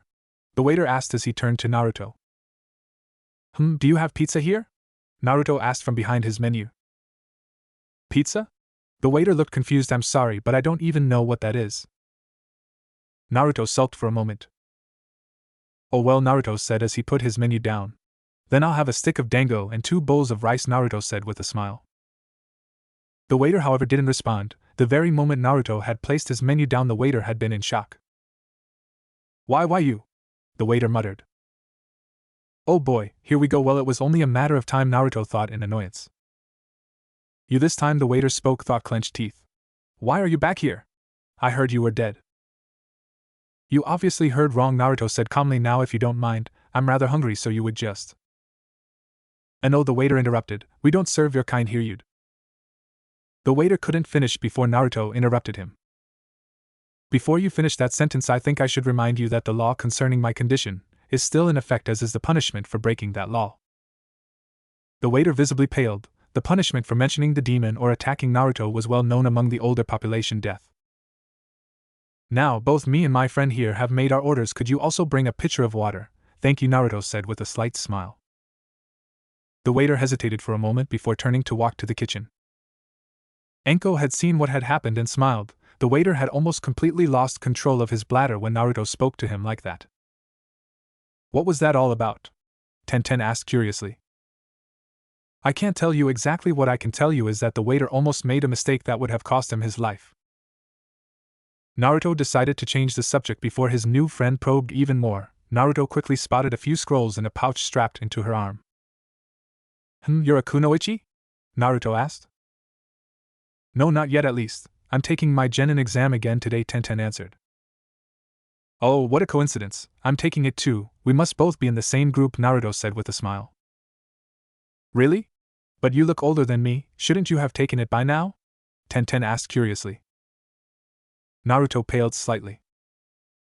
Enko heard this and stared at Naruto in wonder. It was true, with all the excitement yesterday she hadn't noticed. Naruto should be 12, but he looked at least 3 years older than that. Damn it! Is it really that noticeable? Naruto wondered to himself, and he found himself thinking of a way to change the subject again. Wait a second, you said you're taking it again? So you've taken it before? Naruto asked. Tenten looked slightly upset at the question. Why yeah, I took it last year, but I had an accident and failed it. Tenten looked embarrassed and a little bit angry. Last year I was second best in the class just behind Hyuga Niji. Everything was going fine until he got put in our class, Tenten said with some vehement in her voice. He? Naruto asked. Sasuke Uchiha Tenen continued. He was in the class below us, the class that is graduating today, but he was considered a prodigy, so he got bumped up a year to graduate early, Tenten explained. Sasuke Uchiha? Yeah, I met him just half an hour ago. He didn't say much, in fact, he didn't say anything. He was on Might Guy's team, Naruto said as he remembered his encounter with the team. Sasuke Uchiha is an arrogant asshole who doesn't want what he has and wants what he can have, Tenen said through her teeth. Huh? Naruto was pretty confused now. Let me explain. Sasuke has fan club of girls under his thumb that he completely ignores even though they practically throw themselves at him. I however have more respect for myself than that, Tenten explains. Naruto said as he realized what happened. You were the one girl who wasn't interested in him, so you were the one girl he wanted, Naruto realized. Yeah, well, the day before the Genin exam last year we split up to spar with partners. I was paired with Sasuke. He had already been bugging me for weeks to be his girl. He acted as if he was doing me a favor, and I turned him down each and every time during the spar. He caught me in a hold from behind. He held my wrist in one hand and his other hand. Tenten suddenly stopped and blushed furiously. She looked down as if she was about to cry. Naruto saw her expression and understood. Sasuke's free hand went somewhere it shouldn't have. He whispered to me, "Last chance," then I said no, and he snapped my wrist, Tenten said whilst subconsciously holding her right wrist. The next day at the exam I could hardly do anything. I couldn't throw kunai or shuriken very well with my left hand and my right was still badly hurt. Even with the medical ninja's help then I couldn't perform the hand seals for the transformation jutsu or the clone jutsu, so I failed. Tenten came to the end of her story. Anko found herself clutching her dango stick more tightly than usual. Fucking Uchiha rat bastard. Anko cursed to herself while imagining what she would do if Sasuke tried that ever again. Well, like you said, you were near the top in your class last year, so now that your wrist is better you should have no trouble passing, Naruto said with another smile. Tenten saw him smile and found herself blushing again. Thanks, Naruto-kun. Tenten froze. She hadn't meant to say that, it just slipped out, but luckily Naruto either didn't notice or didn't mind. What's wrong with me? I'm acting like Sakura. Tenten shuddered at the thought. Before either of them could say anything they were interrupted when a pitcher of water was slammed down in front of them. Your water, your meals should be along shortly, the waiter said with a seemingly genuine smile. That's strange, what's that ass smiling about? Anko wondered. She turned back to Naruto's table and saw Tenten pouring herself a glass of water. It was then she notices a very faint mist in the water. What the no, they wouldn't dare, Anko thought. Naruto watched as the waiter strolled back around the counter and into the kitchen. What was he smiling about? Naruto thought. Just for a moment the waiter turned and looked directly at Naruto from inside the kitchen, and smirked. Naruto's eyes widened. He turned around to see Tenten about to drink from a glass of water. No! Naruto yelled as he quickly grabbed the glass of water away from her so quickly that a few drops of it spilled onto her top. Hey! What the hell? Tenten asked in an annoyed tone. Anko sighed in relief. She had just been about to stop the girl from drinking, but Naruto beat her to it. She didn't know what was in the glass with the water, but it couldn't have been anything healthy. Anko still needed to do something about the waiter though. Let's just wait and see how this plays out first, Anko thought as she went back to her dango. Naruto raised the glass to his face and lightly smelled it. His face suddenly looked angry. He slammed the glass down before speaking. Excuse me, waiter? Naruto called in a sickly sweet tone. The waiter who had brought the water to them approached with an annoyed look on his face. Yes, sir, is there a problem? The waiter asked. Yes, there is, Naruto said with a smile. Before anybody could act, Naruto reached up with his left hand and grabbed the waiter by the back of his head. Smash! Naruto pulled the waiter's head down and smashed it hard on the table. Ah! The waiter's scream drew the attention of everybody in the restaurant. Naruto quickly stood up and placed his knee against the back of the waiter's neck to hold him there. With his now free hand he reached into his coat and pulled something out. It was a large long silver object. Some people in the restaurant didn't know what the hell it was, but some recognized it as a Western weapon called a gun, more specifically a revolver. Naruto placed the gun over the waiter and placed the tip of the barrel against the side of his head before pulling the hammer back. And Naruto, what are you doing? Tenten almost screamed as her hand inched close to her weapon scrolls. Anko meanwhile was sitting forward whilst munching her dango. She acted like she was in a theater watching a movie and the good part just began. Naruto ignored Tenten for now and continued with his actions. Okay, first of all, if you want to poison me, try using something that doesn't have such a strong smell. I mean, come on, bleach? That was just pathetic, Naruto said whilst holding the gun steady. Tenten was shocked. What? No way. There's Tenten's thought was interrupted when she noticed something misty in the water. She then looked down at where some of the water had splashed on her. Sure enough, there were white spots on her pink shirt where the water had landed. My God, Tenten almost vomited. She had been a few seconds away from a very painful fate. Naruto, you saved me. Second of all, if you want to try to poison me, make sure you poison me and not an innocent girl I happen to be sitting with, Naruto continued. And third, the thing I'm holding against your head can propel a piece of metal with so much force that after ripping through your head it'll go down through the table, through the floor, and then it's travel through the earth for about 5 meters before finally coming to a stop. Now give me a reason not to pull the trigger, Naruto said with a smirk. PP please, I don't want to die, the waiter said with tears running down his face and onto the table. That's what I thought, Naruto said as he slowly lowered the hammer back down and tucked the gun into his jacket. Naruto then moved his knee from the waiter's neck, causing him to flop to the ground crying. Naruto turned to Tenten with an apologetic frown. Tenten, I'm sorry. Because of this guy you almost, Naruto couldn't say it. Thank you, Naruto-kun, Tenten muttered just loud enough for Naruto to hear. Naruto smiled before getting an idea. Well, for some reason don't think we can really trust the food that these guys are gonna bring us, Naruto said whilst looking at the pitcher of water and bleach. But if you like, I have something else to eat, Naruto asked hopefully. Tenten smiled and nodded. Tenten stood up and joined Naruto in walking out of the restaurant. Just before walking out, Naruto spoke without turning around. You know, it's not polite to spy on people, Enko-chan. Enko had been in the middle of taking a sip of water when Naruto spoke. Her shock at what Naruto said caused her to choke slightly. Cough cough, that's Enko-sama to you, brat. Enko shouted from her spot at the back, but Naruto and Tenten were already gone. Heh, maybe Kurenai's got the right idea about being a sensei, especially for that brat, Enko though with a smile as she picked up his final dango stick. The waiter was finally trying to stand up. That fucking demon, the waiter said through clenched teeth. I'll kill him. He started to reach for a carving knife, only to have a sharp pain go through his hand in the form of a finished dango stick. Oh! The waiter screamed as his hand is impaled. Enko strolled over and grabbed the waiter by the collar. I think you and I need to have a talk at the interrogation department. Maybe Ibiki will want to join in. Meanwhile, Tenten and Naruto were talking side by side towards the academy. Tenten was about to say something when her stomach suddenly let out a loud growl. Tenten's sweat dropped and blushed. Sorry, Tenten said apologetically. Naruto smiled as he reached into one of his side pouches and pulled out a scroll of his own. Don't worry, I have the perfect thing to solve your problem. Seeing as Naruto only had one usable hand, he placed part of the scroll in his mouth and unrolled it. Before dropping the scroll to the ground, Tenten looked at the seals inside. They were basic item seals used for food, weapons and other useful items. Her own scrolls were filled with them, holding her many weapons. Okay, what would you like? Pepperoni? Peppers? Vegetarian? Naruto asked as if she would understand. Huh?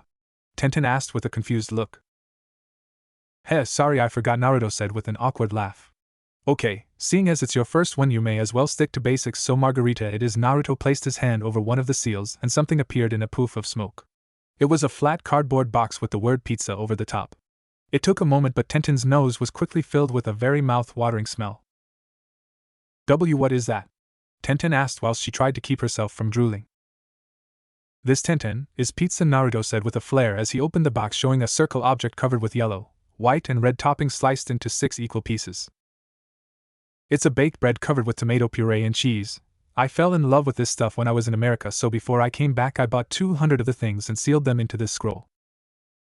Tenten awkwardly picked up a slice and looked at it warily. It looked strange, but it smelled fantastic.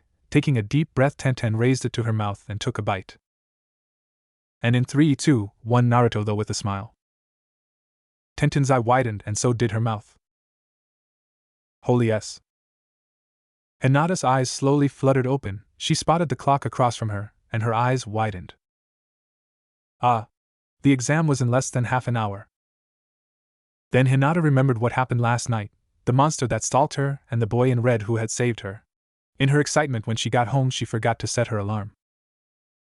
Hinata quickly jumped out of her bed and ran from the room towards the bathroom whilst throwing off her pajamas in the process. She quickly took a shower and brushed her teeth simultaneously. After washing she left the bathroom in a wet towel and entered her room. She quickly threw on her usual outfit of a pair of khaki pants, black top with fishnet sleeves covered by her beige hoodie. Hinata finished getting dressed and saw that she had 20 minutes remaining. She got up and took a out of her bedroom door. As she did, she spotted Kurenai sitting at a table in her own pajamas drinking some tea. "Ah, good morning, Hinata. Aren't you supposed to be at the academy?" Kurenai asked with concern as she noticed the time. "I forgot my alarm and slept in," Jigomen Hinata apologized with a bow. Kurenai chuckled. Hinata still hadn't let go of the habit she gained living with her clan. She kept apologizing for the smallest things. "It's okay, Hinata. Do you have time for tea?" Kurenai asked. "And no, I have to go now. See you later, Kurenai-sensei." With another quick bow, Hinata quickly left. After Hinata was gone, Kurenai had a strange feeling, as if she had forgotten something. After a few more moments it came to her. "Oh, I probably should have told her about Naruto. Oh well, it'll probably be more interesting this way," Kurenai thought with a smile as she continued sipping her tea. After 10 minutes of continuous running, Hinata made it to the academy with 10 minutes to spare. She quickly walked in and made her way to the classroom. Nearly everyone was already there. Tenten was already at the class. She had been the first one here over an hour ago. She spotted Hinata walk into the room and smiled. She respected Hinata simply for the fact that she was the only girl in the class other than herself that didn't fawn over a certain Uchiha. Hinata took her regular seat and waited. After a few more minutes, two men walked into the room. One wore a olive green chunin vest, had brown hair tied back and a long scar across his nose. The second also wore the same vest and had semi-long silver hair. These two were their instructors, Irika and Mizuki.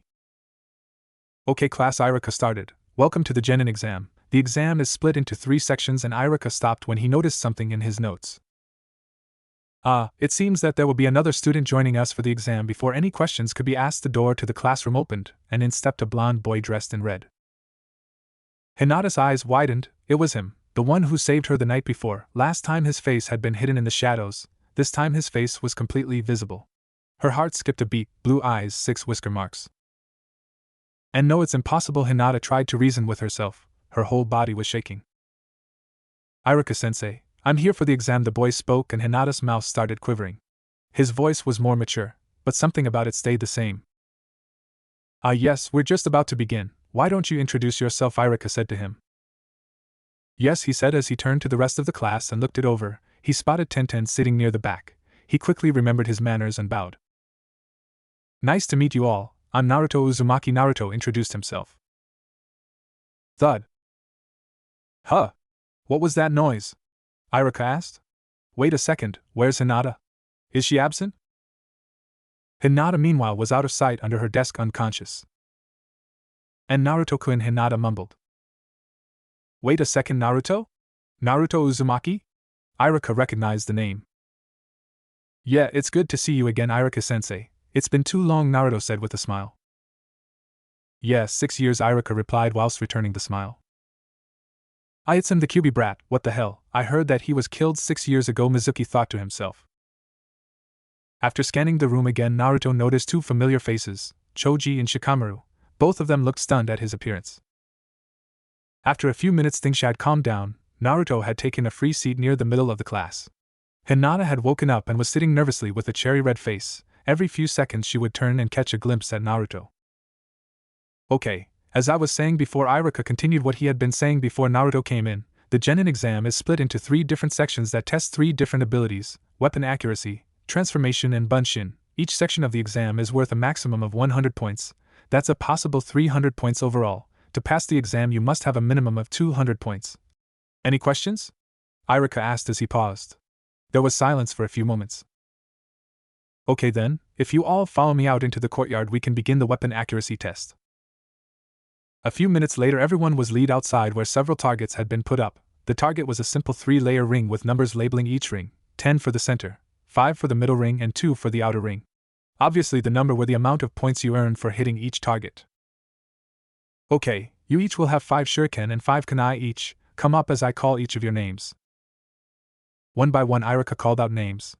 Most of the students hit either the center or middle rings. Hinata was up next. She used her shuriken first and kunai second. Almost all of them hit the center except for 2 shuriken and 1 kunai that hit the middle ring. She seemed distracted by something. Hinata earned 85 points. Next up was Tenten. She picked up her kunai and shuriken all at the same time and threw them one by one. Each one of them hit near the dead center of the target. The class weren't too surprised when Tenten earned a perfect 100 points. Throwing weapons were after all her specialty. Finally, it was Naruto's turn. He stepped forward to the table where his weapons were. Iruka looked a little concerned. If he remembered correctly, Naruto was right-handed when 6 years ago, but now his right arm was in a metal sling, not to mention Naruto might not even know how to show them properly. Iruka stepped forward to give Naruto some advice. Okay Naruto, these are shuriken, now the way you know these is. Naruto interrupted Iruka by picking up the shuriken and quickly throwing them one by one. They all hit the center of the target. To say Iruka was shocked would be an understatement. Okay, next we have the kunai. Now this is a little different because they don't spin whilst in the air so. Once again Naruto interrupted Iruka by picking up the kunai one at a time and throwing them at the target. Once more each of them hit the center of the targets. Iruka's mouth was wide enough to catch flies. Well, you've certainly got good aim with both shuriken and kunai, Iruka managed to say. Yeah, Naruto said with a smile, but I prefer this, Naruto said as he quickly reached into his jacket and pulled out something long as silver. Without waiting for a second he pointed it at the target, and boom! The end of the object seemed to flash for a moment, and the target exploded. Splinters of wood flew everywhere. Everyone in the class had covered their ears with the boom and had wide, white eyes and gaping mouths as they watched the target board explode. A gun! This kid uses a gun? Whoever heard of a ninja who uses a gun? Mizuki screamed inwardly. It was true that no ninja uses guns. They had two major weaknesses.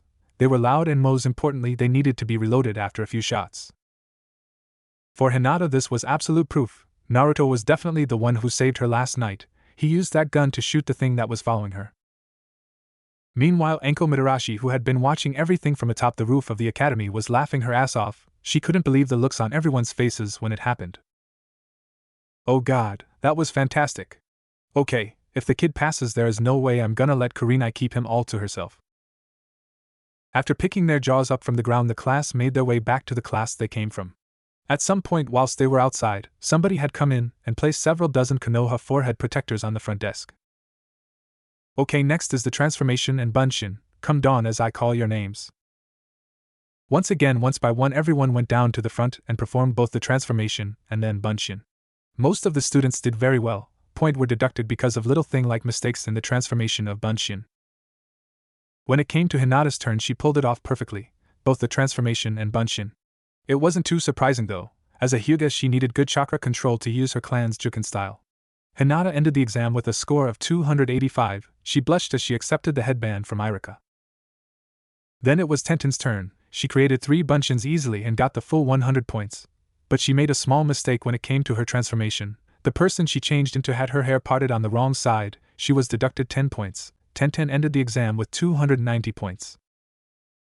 Then it was Naruto's turn. He walked down to the front and some people in the class started sniggering, and so did Mizuki. Naruto knew exactly why. His arm. They think that without both hands he can't mold the chakra for the techniques. Naruto smirked as he held up his left hand in a half-ram seal. Henge. Transformation. In a poof of smoke Naruto disappeared and was replaced with a perfect copy of Iruka. Impressive, since his right hand is obviously hurt, he had learned how to use one-handed seals. Iruka thought with a nod. The transformation was perfect, no flaw in the copy at all. A perfect 100. Okay Naruto, now create 3 clones, Iruka said. Naruto held his half seal up again and was about to do it when he thought of something. Tenten had gotten the most points in the whole test. That would make her Rookie of the Year. Naruto came up with a plan and smiled. Bunshin no Jutsu. There was a poof of smoke and laying next to Naruto was a pale, sickly, dead-looking copy of Naruto. Iruka's sweat dropped. He had expected more. He only created on clone and it looked dead. It was only worth 5 points and even that was being generous. Heh, sorry Iruka-sensei, this was the best I could do with one hand, Naruto explained. Well, it doesn't matter, you still got 100 in both weapons and transformation, so this gives you 205 points. You passed barely, Iruka said and passed Naruto a headband. After Naruto sat back down, Iruka stood up to address the class. Okay, congratulations everyone, not even one of you failed this year. I'm very proud of you all. Tonight we will be looking at your test results and will be placing you with 3-man teams and you shall begin your careers as shinobi of Konohagakure. Please return here tomorrow at 11 a.m. to be given your team assignments. Dismissed, Iruka said with a smile. Everyone stood up and started filing out of the room. Damn it, they all passed. Well, there goes that plan out the window. I'll just have to steal the scroll myself, Mizuki thought as everyone walked out. He would have a busy night ahead of him. Kurenai sat at her table in the middle of her kitchen. She had been living alone in the large one-floor house for years now, ever since her family was wiped out in the Kyubi. That was until Hinata had moved in with her. The house had 5 bedrooms in total. She slept in the master bedroom and Hinata slept in her old room from when she was a kid. But that still left 3 empty bedrooms. The building was built to house a large family. With just the 2 of them, it felt quite lonely. It was nice to have a few days off to prepare for her new Genin team, but quite frankly it was boring as hell. She'd had nothing to do all day and she found herself looking forward to receiving her Genin team the next day. Most of the other jounin were anxious to see who would be placed on their teams, but Kurenai already knew 2 members of hers. Hinata Hyuga, the shy former heiress, and the newly risen from the dead Naruto Uzumaki. As she sipped her tea she wondered vacantly who would be her 3rd Genin, and this reminded her of a conversation she had with Irika a few days prior. Well, it wasn't much of a conversation. She was the only one who spoke and she only said one thing. Flashback. Kurenai stood in front of Irika in the middle of an empty classroom. I don't care what the results of the exam are. If you put an Uchiha fangirl on my team, I will castrate you, Kurenai said in a sickly sweet tone with an equally creepy smile. Irika gulped. End flashback. Kurenai's sweat dropped as she remembered the encounter. She was getting more and more like Anko every day. As she took another sip of her tea she found her thoughts wandering back to Naruto. Questions started plaguing her mind. Is he okay? Has he passed the exam? Has he really forgiven me? Did he just tell me that to get away from me faster? Will he accept me as his sensei? Has Hinata found out yet? Why am I still drinking tea? I wonder where Anko is. What does Kakashi look like beneath that damn mask? What was I thinking about again? Kurenai's sweat dropped as she realized she had somehow gone off topic in her head. As she tried to remember what she had been thinking about in the first place, the front door opened. Kurenai looked up to see Hinata standing in the doorway with a dreamy smile on her face which was half red with blush. Hinata seemed to float into the room before she took a seat across from Kurenai. Kurenai smirked, knowing full well the reason Hinata was smiling. So Kurenai broke the silence. I take it you met Naruto? Hinata broke out of her daze he had been in since leaving the academy. She looked up at Kurenai in shock. Why you knew? Why didn't you tell me? Hinata stuttered in a slightly annoyed tone. I found out about him last night, and I didn't have time to tell you this morning, Kurenai said in her defense. Well, Hinata stuttered. I actually saw him last night too, she admitted. You did? Kurenai asked in shock. Yeah, I was leaving the Hyuga compound when I heard footsteps behind me. Hinata quickly explained what happened the night before. She explained about the creature that had been following her, and the boy in red who had saved her. I didn't know it was him last night. I found out this morning when he came to the exam. Kurenai was shocked. Something had been following Hinata with the intent to do God knows what, and Naruto had saved her by killing the creature. Hinata, why didn't you tell me about this sooner? Kurenai asked with an annoyed and worried tone. I had happened last night, and I didn't have time to tell you this morning, Hinata said with a slight smirk as she mimicked her surrogate mother's excuse for not telling her about Naruto. Touché, Kurenai muttered. Well, that brat really does get around, doesn't he? A new voice spoke from behind Hinata. Kurenai and Hinata turned to see Anko leaning against the doorframe. That brat has only been in town for a day and already he saved the lives of 2 girls, Anko said as she took a seat across from them and helped herself to some tea. 2? Kurenai wondered. Yeah, this morning at a restaurant. A waiter tried to poison him, but there weren't many seats in the place so he was sitting with a girl. It ended with the girl less than a second away from drinking a glass of bleach. Naruto managed to stop her just in time, Anko explained. Kurenai stood up immediately and slammed her cup down. Which restaurant? Who was the waiter? Kurenai demanded to know. With her red eyes, Kurenai could look extremely intimidating when she was angry. Well, what's with her all of a sudden? She's acting really protective of him, Anko wondered. Don't worry, Naruto took care of it himself. Basically made the guy wet himself right there in the restaurant. After Naruto left, the waiter started to make threats and went for a knife, so I arrested him. He's at the interrogation department right now going 10 rounds with a beaky, Anko explained. Kurenai calmed down when he heard this. After Kurenai's outburst, the room was uncomfortably silent for a few minutes. So Kurenai spoke to break the silence. How did the exam go? She asked Hinata. Gee, good. I got 285 points, so I passed, Hinata answered with a smile which faded slightly when she remembered something. I lost 15 points because I messed up in the accuracy portion. At this point, Anko started chuckling at something she seemed to have remembered. Oh God, you should have seen what the Uzumaki brat did at the accuracy test, Anko managed to say through her laughter. She explained how Naruto had pulled a long silver weapon from his coat and blasted the target into oblivion. At this point, Hinata spoke up. And Naruto-kun used that weapon T to kill the sea creature that was following me last night. I have read about it in a book once. It is a Western weapon called a gun. A gun? Kurenai asked. She too had read about them. Isn't that a little dangerous for a ninja? They're very loud and they need to be reloaded. That's why ninjas don't use them. Well, I suppose he does need an extra edge. What with his arm, Anko said, and didn't notice Kurenai stiffen. With only one arm he can't mold chakra very well and won't be able to use ninjutsu as well as he would. Kurenai's grip tightened around her cup as her eyes started to fill with tears against her wish. It's true in the exam and Naruto-kun received 100 P-points in both weapon accuracy and H-henge, but he was hardly able to perform B-bunchin with only one A-arm. He only just barely passed with 205 points. I wonder what happened to his arm, Hinata said vacantly. Suddenly the cup in Kurenai's hand shattered, which drew both Anko and Hinata's attention. Excuse me. Kurenai quickly stood up and walked quickly out of the room with her long hair covering her face. Kurenai entered the bathroom and locked the door behind her. Finally she lifted her head and stopped biting her lip as she started sobbing as the memory played over and over again in her head. Flashback. No, please don't, Naruto pleaded. Naruto's plea fell on deaf ears as Kurenai placed her free hand against Naruto's right elbow and with her other hand pulled his lower arm backwards sharply. A loud crack filled the air as Naruto's arm was pulled in the wrong direction. Oh! Naruto screamed loudly in pain. Kurenai wasn't done yet. His arm was broken, but it could still heal with time. She stood up and lifted her foot up above Naruto, and with a satisfied grin she stamped down onto Naruto's already broken arm. Naruto continued screaming as Kurenai continued to slam her heel into his arm time after time. With every strike, Kurenai could hear another crack come from his arm. End flashback. Kurenai was pulled out of her thoughts by a knock at the door. Kurenai-sensei, are you okay?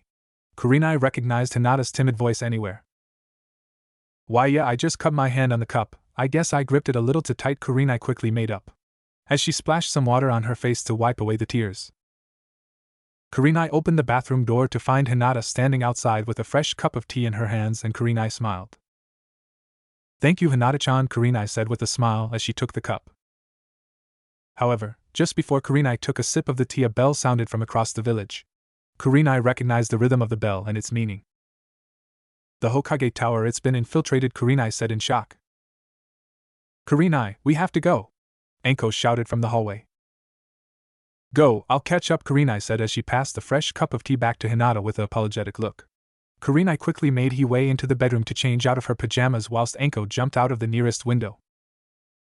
10 minutes later the Hokage was standing on the roof of Hokage Tower surrounded by all of the Chunin and Jounin on duty, including Kakashi, Asuma, Guy, Kurenai, Anko and Irika. As you probably already guessed, the tower has been infiltrated. We don't know who it was, but he or she has stolen the forbidden scroll of sealing, the Hokage explained. I have a good guess who it was, Kakashi said vacantly whilst looking at his book. Really? Who? Asuma asked. Well, how many people do we know can sneak into the Hokage's office without being detected, Kakashi asked. Kurenai immediately understood what he was implying. You think it was Naruto, Kurenai said through clenched teeth. It wasn't a question. Whoever it was, they are in possession of something very dangerous, and it must be recovered. Whether it was Naruto or not is irrelevant, the Hokage explained. Hokage-sama, how can you say that? If that demon has URGH. The Chunin's sentence was cut off when Kurenai grabbed him by the throat and slammed him to the ground with a kunai poised above his throat. If you finish that sentence, it'll be the last thing you'll ever do, Kurenai said angrily. Among everyone there, Anko was the most shocked. She had known Kurenai for years and had never seen her like this. Kurenai eventually calmed down and pocketed her kunai. The Chunin stumbled back to his feet. Well, now that that's over, I want all of you to split up and search for the scroll, and whoever has taken it is to be brought in for questioning. Go. Immediately after the Hokage said go, all of the ninja present shot off in different directions, leaving only a cloud of smoke where their feet had been. Naruto meanwhile was sitting in his tree munching the last remnants of a pepperoni pizza. He heard the alarm about 30 minutes ago, but it didn't concern him. After passing his exam, he laced his new forehead protector through the loops of his red pants as a makeshift belt. Man, I just can't get enough of these things, and the best thing is, When they're sealed into the scroll, they're for all intensive purposes frozen in time, so they don't go cold. I should really try to get a restaurant to add them to their menu, otherwise I'm gonna eventually run out of them, Naruto thought just as he swallowed the last piece. Just as Naruto was cleaning up, he felt somebody nearby. It felt human, but there was something different. What the hell is that? Naruto muttered to himself. He poked his head out of the tree for a moment and looked around the training area. After a few moments he noticed somebody moving away from the village and heading towards the wall. Naruto quickly recognized him. Mizuki-sensei, what on earth are you up to? Naruto muttered as he noticed that he was acting evasively. He also had a large scroll strapped to his back. Mizuki stopped when he noticed something, a pair of Chunin searching the area ahead of him. Mizuki scowled in annoyance before changing direction and running into the nearby forest. Curious as to why his sensei was evading the Chunin, Naruto quickly followed after him, staying in the shadows. What Naruto failed to notice was a young white-eyed girl notice him whilst on her way towards the Hyuga compound to visit her grandfather. And Naruto-kun, Hinata muttered as she found herself repeating an old habit from when she was younger. He started to follow Naruto. Naruto kept leaping ahead through the trees. He had lost sight of Mizuki a few moments ago. Naruto came to a stop standing on a high branch. Just as Naruto started to look around, he felt a gust of wind coming from his left. Naruto jumped upward just in time for a giant shuriken to sail under him and into the tree. Naruto landed on a lower branch of a nearby tree. Mizuki dropped out of nowhere and ripped the giant shuriken out of the tree. Well, if it isn't the demon," Mizuki said with a sneer. Naruto snarled back at him. "What are you?" Naruto asked. "What are you talking about?" Mizuki said with an innocent smile. "I only felt something small at first, but now that I'm nearer to you I can feel it much better. There's something demonic about you," Naruto explained. "What the hell are you talking about? I think you're getting mixed up. You're the demon, not me," Mizuki said as he started to spin the shuriken around his hand. Naruto smirked as he reached into his coat. "Okay, if you don't want to tell me then I'll just have to beat it out of you," Naruto said as he pulled his revolver out of his jacket. Mizuki chuckled. "You idiot, you only have one arm and you use a gun. Those are two major weaknesses for a ninja, and you really think a dead last genin like you can beat me?" Boom! Naruto fired his gun. Mizuki saw it coming and jumped out of the way just before the branch he was standing on exploded in a shower of splinters. Boom! Naruto fired again where Mizuki was going to be, but he spun in time to avoid it barely. That fool, I researched form of weapon. Judging by the shape of the revolver section, that thing can only be used 6 times before it needs to be reloaded, and with only one arm it's take a few minutes to reload it, Mizuki strategized as he continued to dodge. Just as Naruto was about to fire again, there was movement from their side. Naruto turned his gun to point at who had just arrived but held his fire when he recognized the lavender-haired girl. "Hinata, what's she doing here?" Naruto wondered. Mizuki turned to see who had arrived but didn't stop himself from attacking. He quickly reached to his kunai pouch and flicked several of them at the newcomer with expert accuracy. "Ah, Hinata!" It out a timid squeak as the kunai hit her clothing at his shoulders and side and pinned he to a tree behind her. Hinata herself was in shock. She had been following Naruto when she heard loud sound coming from up ahead. She rushed forward to see what was happening and ended up pinned to a tree by several kunai launched by one of her teachers from the academy. "You too," Mizuki said with a sneer as he twisted another 2 kunai in his fingers. "Why are all of the useless ninja finding me?" "Well, sorry, but I can have any witnesses with that," said Mizuki, flicked his hand and sent the 2 kunai towards Hinata, one for her head and the other for her stomach. Hinata closed her tear-filled eyes and tried to brace herself for the pain. "And no!" Naruto yelled as he jumped between the kunai and Hinata. Naruto swung his hand still holding his gun and swatted away the one aimed for her head. He then raised his body slightly, and the kunai that had been aimed for Hinata's stomach clanged against the metal casing around Naruto's right arm and fell to the ground. As soon as he swatted the kunai away, he aimed his gun at Mizuki and fired. Boom, boom! Kurenai and Anko had been searching for almost 30 minutes, but had still come up empty. There was no sign of the scroll or whoever took it. There had been silence between them both for the duration of the search. "So, what's with you and Uzumaki?" Anko said to finally break the silence. What? Kurenai stuttered. She hadn't expected Anko to ask something like that. What were you talking about?" Kurenai asked. "Well, when he first arrived the Hokage wanted to talk to the 2 of you alone. Then when we were speaking about him back at the house you break the cup you're holding and run to the bathroom without a word, and you almost give a Chunin a new hole to breath out of when he called Naruto the D word," Anko explained. It doesn't mean anything, you're looking too far into it," Kurenai stuttered. Anko's sweat dropped. And now you're speaking like Hinata when I question you about Naruto. Kurenai, I work in the interrogations department. I notice these things. I know something is going on between the two of you, Anko explained. A cocky smile spread across her face when she got an idea. Let me guess, you used to be secret lovers? Anko asked. This caused Kurenai to sputter. And no, we didn't. Kurenai tried not to stutter as she answered but couldn't stop a blush from appearing. Okay, you are secret lovers? Anko asked. No, Kurenai answered. Oh, I get it, you going to be secret lovers? Anko asked as she smiled at Kurenai's obvious discomfort and embarrassment. Would you get off the secret lovers? Kurenai screamed. Anko just kept asking the same question different ways. Anko couldn't stop herself from laughing at her friend's behavior. Nobody had ever seen the Ice Queen of Konoha so flustered. Well, it wouldn't be so bad, would it? I mean, he's pretty good looking if he was just a few years older. Anko! Kurenai screamed in embarrassment to try to get her to stop. Hey, have you noticed though? He does look way older than he is. Boom, boom! Kurenai and Anko's heads snapped to look in another direction as two loud booming sound echoed through the night. What was that? Kurenai wondered. I know that sound, Anko muttered. Boom! That's Naruto's gun, Anko confirmed when she heard it again. Kurenai and Anko looked at each other and nodded before jumping towards the sound. He only has one shot left, Mizuki thought as he dodged again just before the tree behind him exploded. Naruto aimed very carefully at his target, and boom! The bullet ripped out of his gun and sailed towards Mizuki. Mizuki stopped just in time. The bullet only grazed his cheek. Shit, that was close, but now's my chance. Mizuki changed direction and started to charge towards Naruto. Naruto saw this and jumped backward into the air towards a tree. Oh no, you don't! Mizuki yelled as he leapt up towards Naruto whilst spinning the shuriken on his hand ready to attack. Naruto landed on a large branch, and as soon as he regained his footing he aimed the gun back down at Mizuki, who had leapt towards him. Mizuki sneered. Either Naruto thought he wouldn't notice, or Naruto hadn't noticed himself. You fool, I won't fall for that weapon is EMP. Boom! Mizuki felt a sharp pain in his chest as he fell backwards towards the ground. But it was empty. I counted the shots, Mizuki thought with wide eyes a moment before he hit the ground with a grunt. Naruto jumped down from the branch he had been standing on and holstered his gun. He stood over Mizuki before speaking. It's true that a gun has some weaknesses, but as ninja we must strive to overcome the weaknesses of our weapons. I would have thought an academy teacher would understood that, Naruto said as he walked towards Hinata, who had been watching the whole thing. Hinata, are you okay?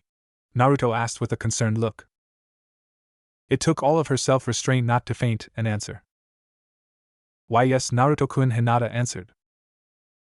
Naruto took a quick look at where the kunai had pinned her.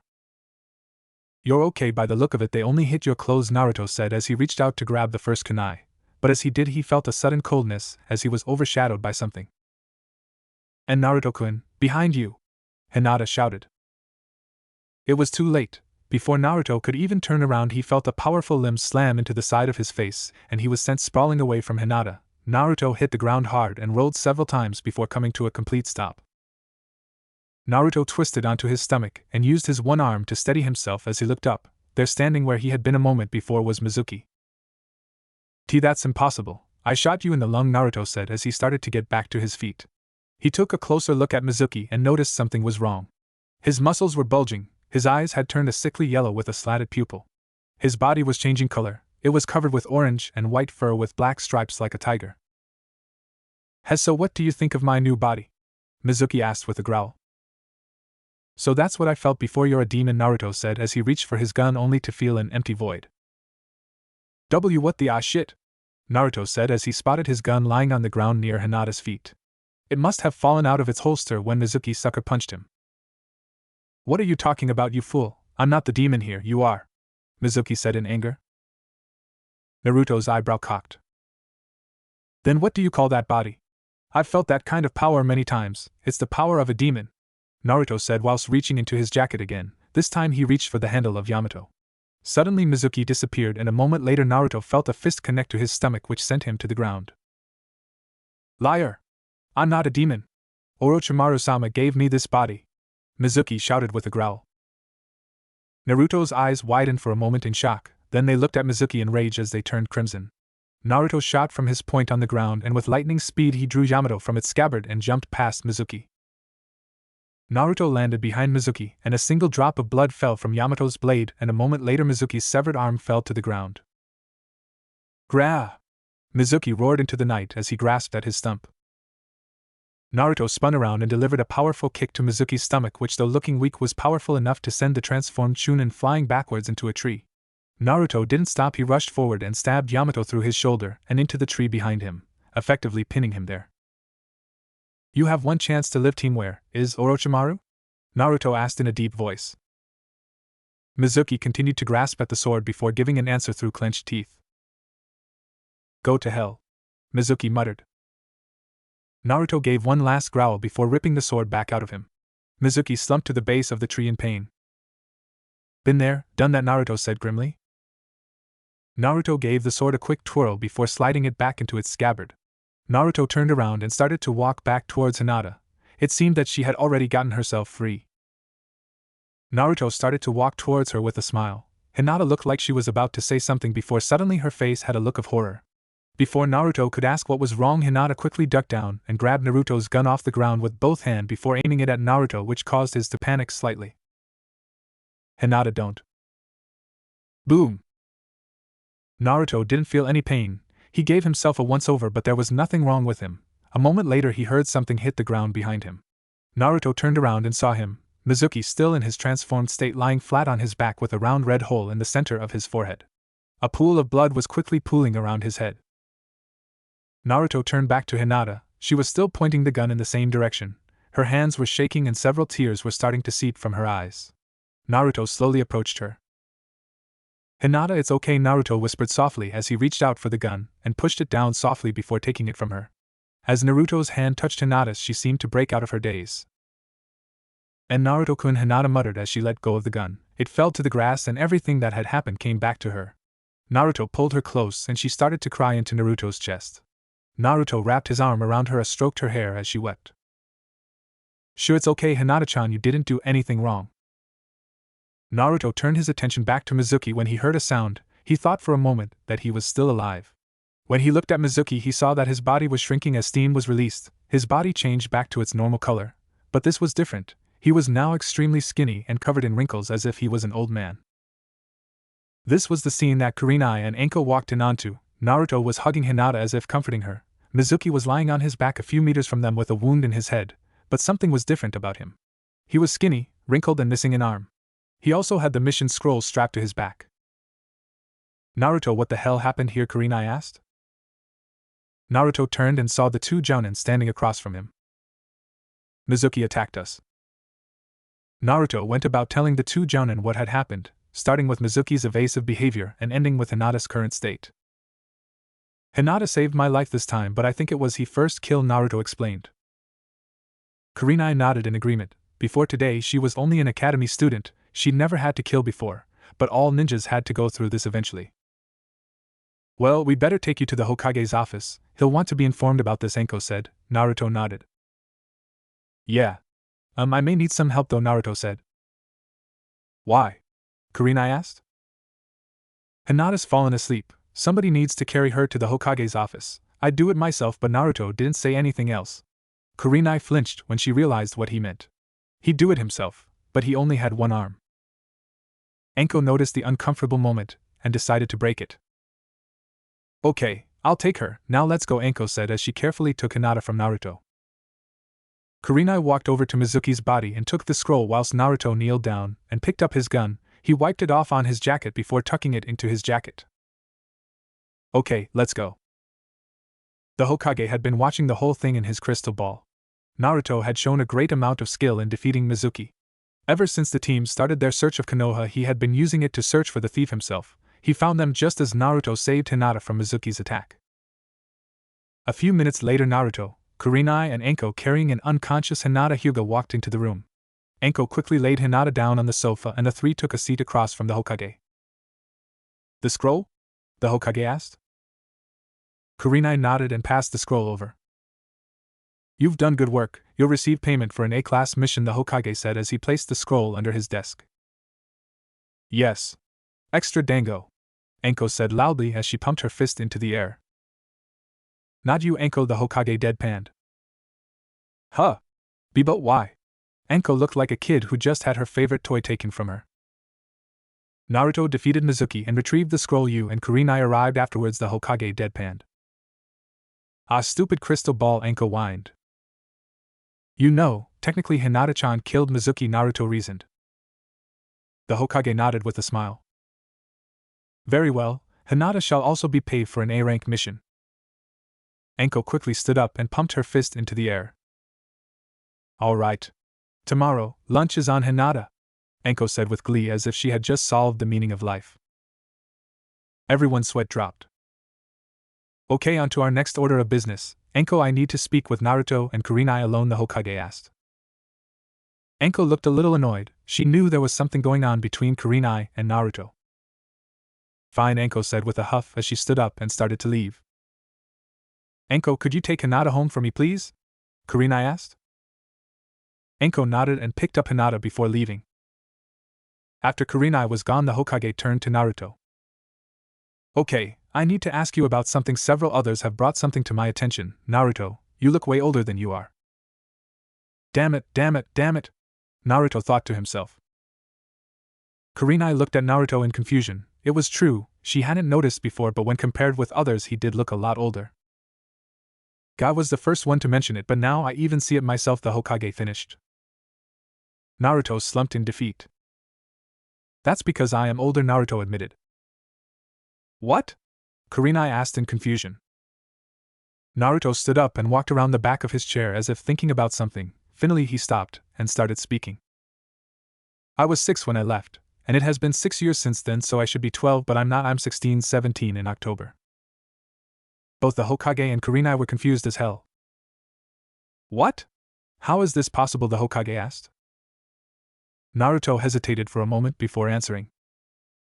After the incident 6 years ago, my mind was too badly damaged to be constructed quickly. If it was healed too fast, then it would do more damage than good. So in order to keep my body safe whilst the Kyuubi repaired my mind, I was sent somewhere else, Naruto said, but hesitated in continuing. Naruto, where did the Kyuubi take you?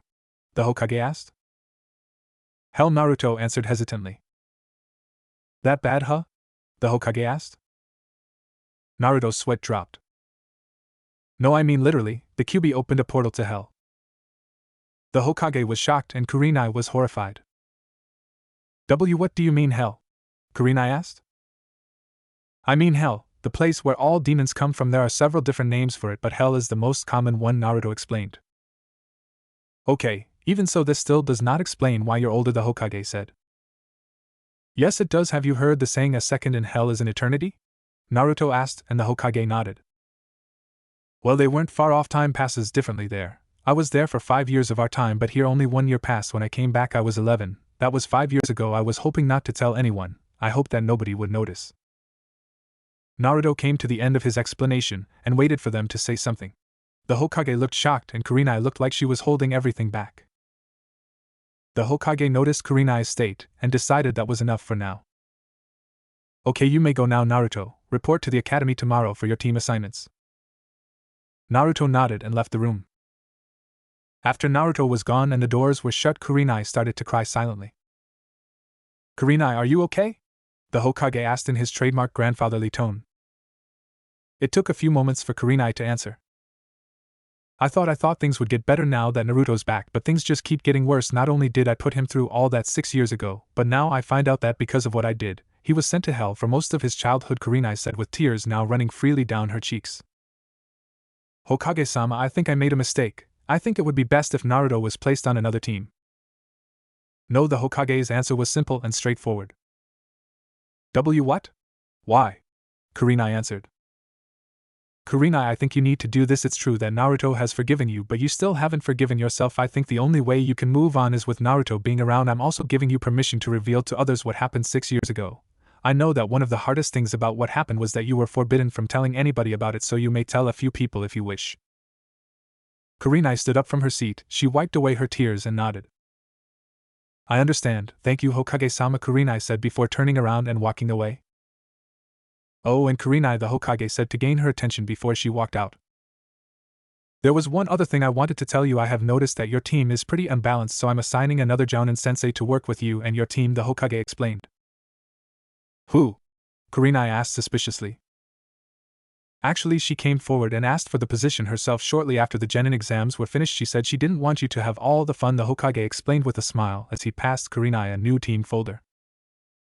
Kurenai took the folder and skipped the pages on her team members and headed straight for the sensei section. Sure enough, there was an extra page with a photo showing a purple-haired woman grinning with a dango stick in her mouth. I should have known. Well, things are about to get a bit more interesting, especially when Enko finds out Naruto is above the age of consent, Kurenai thought in slight horror. Naruto woke up shivering in the cold as a few rays of sunlight peeked through the branches of the tree and hit his eyes. Over the past few weeks the weather had started to get colder and colder, but last night it was pretty bad, especially for somebody who sleeps in a tree. Naruto shifted out from under his red coat, which he had been using for a blanket. Ahchcho. Ah man, Naruto whined as he wiped his nose. I need to find somewhere warmer to stay. Naruto quickly slipped his holster onto his body with his gun, and then put on his coat over it, all the while being careful with his right arm. Finally he reached up and plucked Yamato from a branch above him and slipped it into his belt behind his coat. Naruto took a quick peek out through the branches to see what time it was. Judging by the position of the sun, he had about 20 minutes before he had to be at the academy. Well, better go before the eyebrows guy comes back to beat the crap out of my tree, Naruto muttered while recounting his wake-up call the morning before. Jumping out of the tree, Naruto started to walk towards town and the academy. Meanwhile, at the Yuhi estate, Hinata's eyes fluttered for a moment before opening. Everything was a blur. She subconsciously pulled her Naruto, as she had named it, closer. She remembered passing her Genin exam, talking to Kurenai and Enko, going out to visit her grandfather, following Naruto into the woods. Naruto! Hinata shot up in her bed as everything came back to her. Following Naruto and facing Mizuki in the woods, almost being killed and being saved by Naruto, and finally holding that weapon in her hands as she used it to kill Mizuki. Hinata felt a little remorse for what she had done. Before she could sink deeper into her thoughts, her bedroom door opened, and in stepped the woman who had in a way become her surrogate mother, holding a steaming cup. How are you feeling? Kurenai asked. Kurenai sensei, I killed him. I killed Mizuki sensei, Hinata said as she started to weep. No, you killed a traitor, Kurenai said with certainty, as she took a seat next to Hinata on the bed. Mizuki stole a forbidden scroll from the Hokage, and we believe he intended to sell it to an enemy village and become a missing nin. In addition, he tried to kill both you and Naruto, and you defended yourself and your fellow ninja, understand? Kurenai asked. Hinata hesitated for a moment but nodded. She was still unsure, but what Kurenai had said had made sense to her. Now I have a cup of tea for you if you can pry yourself away from Naruto for a moment, Kurenai said with a smirk. Hinata noticed she was still hugging the scorched teddy close to her chest. Hinata let out a cute sound as she hurriedly hid the teddy under her covers and took the cup of tea. Hinata sipped the tea quietly for a moment, whilst wishing her obvious blush would go away. A moment later, Hinata thought of something. Kurenai sensei, what tea time is it? Hinata asked. About 10:40, Kurenai answered. Hinata quickly shouted out of bed and started rushing around the room getting changed. She didn't mind changing around Kurenai. Hinata, what are you doing? Kurenai asked. I'm supposed to be at the A Academy at 11 for team assignments, Hinata explained. Oh yeah, well, since we both know you're going to be on my team, I didn't think it would matter if you missed it. Besides, you were pretty tired after what you went through last night. Why yes, but if I'm not there then I won't know who else is on the T team, Hinata stuttered out as she quickly pulled on a fresh top. Oh yeah, okay then, I guess I'll see you in a couple of hours, Kurenai said with a smile. Hinata nodded with a smile as she finished getting dressed and slipped on her sandals before sprinting out of the room. On her way out, Hinata almost bumped into Enko, who had came in through the front door just a few seconds before. Oh Gomen, Enko-san, Hinata said with a bow before continuing on. A second later, Hinata was gone. Kurenai came out of the bedroom a second later and saw Enko. Hey Kurenai, so how's the squirt handling her first kill? Enko asked. As well as can be expected, we all go through it sooner or later, Kurenai answered. So what kind of team do you think we'll get? Enko said with a smile. Enko, why didn't you tell me? Kurenai asked with an annoyed tone. Yeah right, and missed the look on your face when you found out? Besides, I'm not about to let you have Naruto all to yourself, Enko said with a smile. Yeah, about that, Kurenai cringed. She feared having to do this, but it had to be done. Anko, there's something you need to know about Naruto's age. Kurenai went about to explain. She didn't tell Anko about what happened 6 years ago, but managed to convince her that Naruto was older than he should be. Anko listened to the news and then smiled evilly. So he's actually 16? Anko asked. Kurenai cringed harder. Why, yeah. 30 minutes later. Everyone was sat at different desks as Iruka started to read out the team assignments. He had just gotten through about half of them when the door to the class opened, and in stepped a familiar young man with blonde hair and a red coat. Sorry I'm late, Irukahc Cho. Naruto sneezed so hard he jumped a few centimeters into the air. Damn it. Sorry Iruka-sensei, I got a little sidetracked. Naruto apologized with a bow. It's okay Naruto, you're just in time, please take a seat, Iruka instructed. Naruto quickly took a seat near the back and put his feet up on the desk. Okay, now as I was saying, Iruka continued from where he left off. Team 7 is consisted of Sakura Haruno, Kiba Inuzuka and Shino Aburame under the Jounin sensei Kakashi Hataki. What? Sakura all but screamed. I wanted to be with Sasuke-kun, but instead I get stuck with the dog boy and the bug boy. Sakura whined in argument. How many times do I have to tell you, Sakura, you cannot be placed on a team with Sasuke, he graduated last year and is already with a team. Iruka yelled at Sakura, who continued to sulk. That's right, billboard brow, if anybody's gonna end up with Sasuke-kun it's gonna be me. A blonde-haired girl shouted from the back of the room. What was that, Ino pig? Sakura shouted back as she stood up and started to stalk towards the blonde.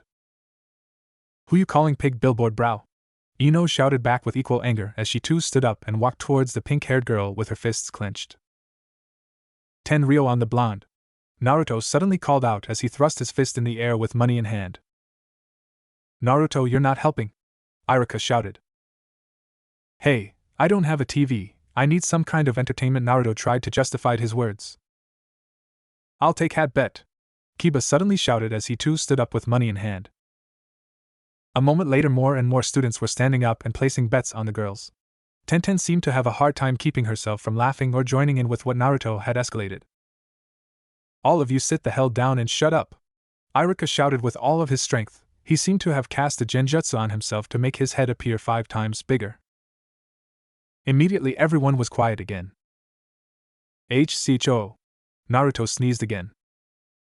Naruto, shut up, Iruka screamed again. Everyone was silent again. This time nobody make a sound. Now where was I? As yes, teammate will consist of Hinata Hyuga, Tenten and Iruka stopped for a moment to turn the page of his notebook. Both Hinata and Tenten tensed up. Was it that much trouble just to memorize the teams? Naruto Uzumaki. Iruka finished. Thud. What was that sound? Okay, this isn't funny, I heard the same thing yesterday. And where did Hinata go? Iruka said in an annoyed tone. Unknown to him, Hinata was unconscious under the table. And Naruto-kun, Hinata mumbled. Meanwhile Tenten was ecstatic. She could have ended up with anybody from the creepy dog boy who kept asking her out, to an Uchiha fangirl. Instead she had been put on a team with the one girl other than herself who didn't constantly fawn over the Uchiha, and with a boy who she was certain wouldn't start humping her leg. Iruka meanwhile had given up on finding out where the thudding sound had come from and continued to read. Anyway, teammate will be led by 2 Jounin senseis, Kurenai Yuhi and Anko Mitarashi. Iruka finished. Hey, how come they get 2 senseis? One of the male members of Team 3 asked. The decision was made by the Hokage, and he has no need to explain his actions to a genin, Iruka said. This was enough to shut the kid up. So let me get this straight, I'm being put on a team with 4 chicks? Naruto asked with a surprised smile. Not quite how I would have put it, but yes, Iruka answered. Awesome, Naruto said simply with a toothy grin. Okay, now will you all shut up and let me finish reading the team assignments? Iruka asked in an annoyed tone. There was silence. Thank you now, Team 9. Cho. Naruto let out another loud sneeze. Iruka looked at Naruto with a vein popping in his forehead. Naruto saw this and stayed perfectly still. Team 9, Iruka continued speaking, this time through clenched teeth. Is still in circulation from last year. Team 10, Iruka stopped speaking to look at his notebook. Will consist of Ino Yamanaka, Choji Akimichi and Shikamaru Nara, and the team will lead by Asuma Saratobi. Iruka finally finished the team assignments. Ino wanted to make a comment about being placed on the team with a fat ass and a lazy bastard but didn't dare. Sakura wanted to rub it in Ino's face but she didn't dare. Naruto saw the tense moment between Ino and Sakura. So did everybody else in the room. He wanted them to start again so he could place a bet. Unlike Sakura and Ino, he dared. 10 Ryo on the blonde, Naruto shouted with money in hand. Okay, that's it. Iruka screamed as slammed his notebook down. I'm going home. Be back here in an hour to meet your senseis. With that said, Iruka disappeared in a poof of smoke. Everyone quickly made their way out of the room just in case Iruka decided to come back. Within a few moments, the only ones left in the room was Tenten, Naruto, and Hinata, who was in the process of climbing out from under her desk. Naruto got up and turned to look at Tenten. Hey Tenten, want to get some dinner? We are after all on the same team, Naruto offered. Tenten was about to say yes but hesitated. And what exactly are we having? Tenten asked with wide eyes. Naruto smirked. Okay, I get the hint, Naruto said as he slipped his pizza scroll from his pouch. Tenten smiled gleefully. Hey Hinata! Naruto shouted down to the pale-eyed girl. Why yes? Hinata stuttered. Wanna join us? Naruto asked. There's plenty of food to go around. Hinata froze. Naruto was asking her to eat with him. Okay, Hinata answered immediately without stuttering, but then remembered her manners. Thank you? Hinata walked up to Naruto and Tenten, who were sitting around one of the desks where Naruto seemed to have conjured a flat square box out of nowhere.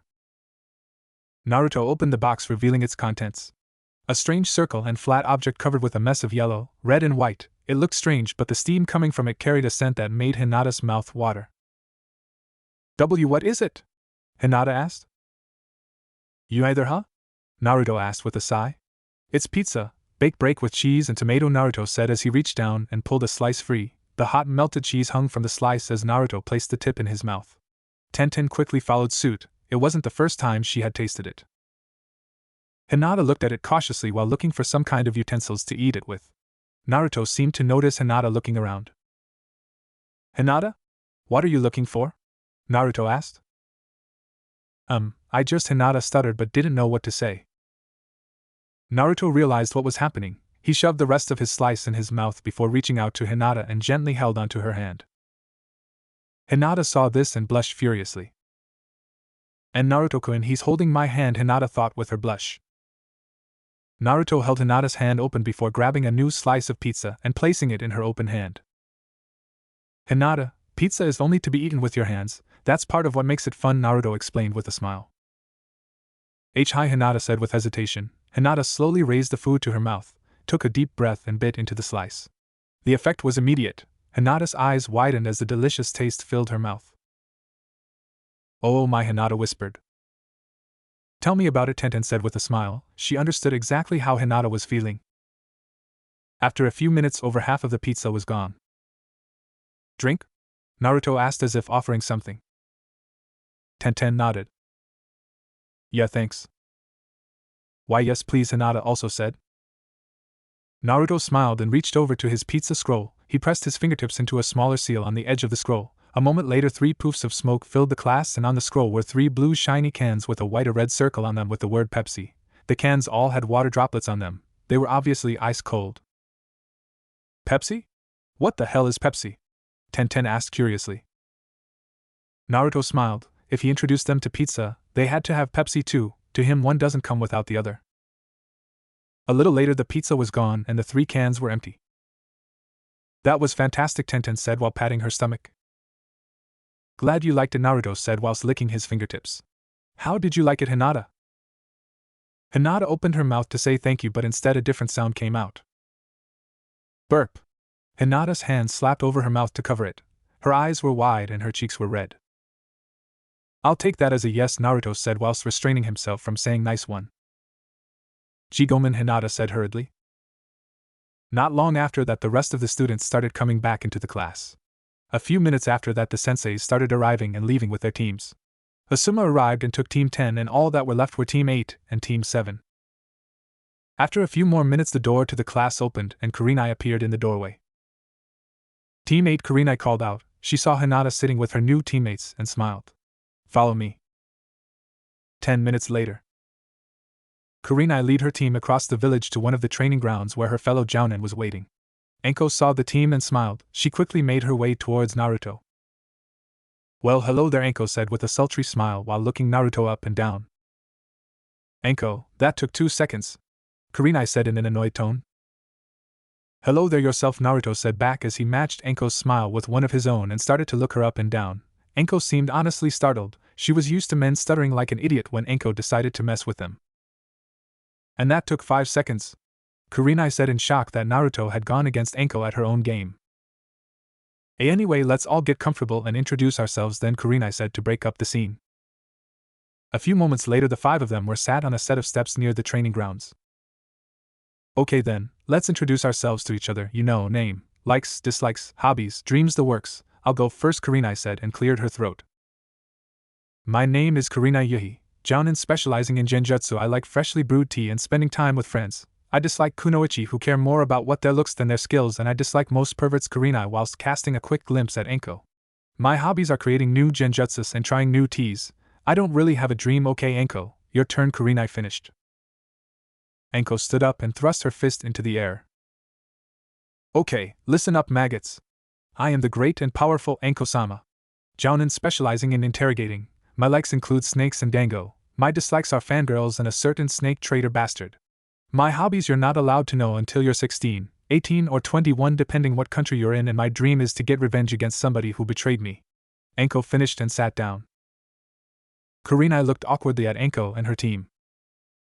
I was hoping to avoid emotionally scarring them until they're at least Chunin. Oh well, Kurenai thought. Okay, Tenten, you're up, Kurenai said. Okay, my name is Tenten. I like weapons and pizza. I dislike people who mistreat others because they think they're better than them. My hobby is collecting different weapons. My dream is to become a powerful kunoichi like the legendary Sannin Tsunade. Tenten finished with a smile. Good, she's not a fangirl, Enko thought. Looks like she wouldn't have to castrate Irika after all. Okay Hinata, go, Kurenai instructed. Hi, my name is Hinata H. Hyuga. I like tea and my grandfather. I dislike people who are cruel to others for no reason. My hobby is tea training and pressing flowers. My dream is to earn my family's acceptance, Hinata answered truthfully. Kurenai looked a little saddened. Most of her family had abandoned Hinata and yet she still yearned for them to accept her. Okay Naruto, go, Kurenai said as she shook herself from her thoughts. I'm Naruto Uzumaki. I suppose you could say I'm a hunter of sorts. My likes are pizza, girls, weapons, music, pizza, sarcasm, fighting, pizza, drinking, anything rocket-propelled. Did I mention pizza? Naruto asked. Yes. Enko and Kurenai answered at the same time. Okay, my dislikes include IHCHO. Sorry, my dislikes are people who waste pizza, people who clumsily try to kill me and end up almost hurting my friends. My hobbies are collecting certain weapons and hunting. My dream is to kill a certain man, complete a certain collection of swords and save the world from the forces of hell, Naruto said with a smile, as if it was all completely normal. Who? Enko asked. What? Naruto asked, not understanding. You said you wanted to kill a certain man. Who? Enko asked again. The way he had said it had intrigued her. Naruto hesitated for a moment. If you must know, the man I wish to kill is a traitor to Konoha. His name is Orochimaru. Enko froze at that name. What the hell? Why does this kid want to kill Orochimaru?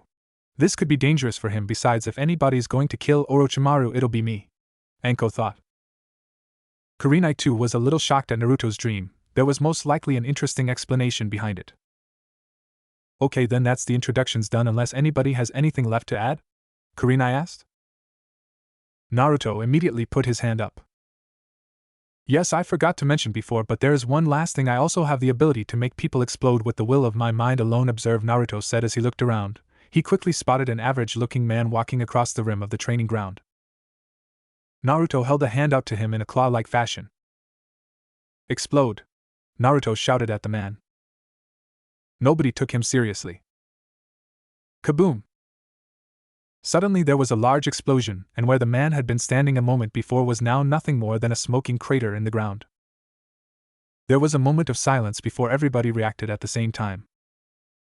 What the? How did Tenen screamed? She didn't know what to think. Hinata was unconscious after fainting with wide eyes. Kurenai was wide-eyed trying to think of what had happened. It wasn't possible that Naruto could have done it with his mind. Meanwhile, Enko pumped her fist into the air. That was awesome, do it again! Anko screamed. Naruto meanwhile was trying to hold in his laughter but failing. Oh god, you should have seen your faces, ha ha ha ha, Naruto said. Naruto, what did you do? Kurenai asked.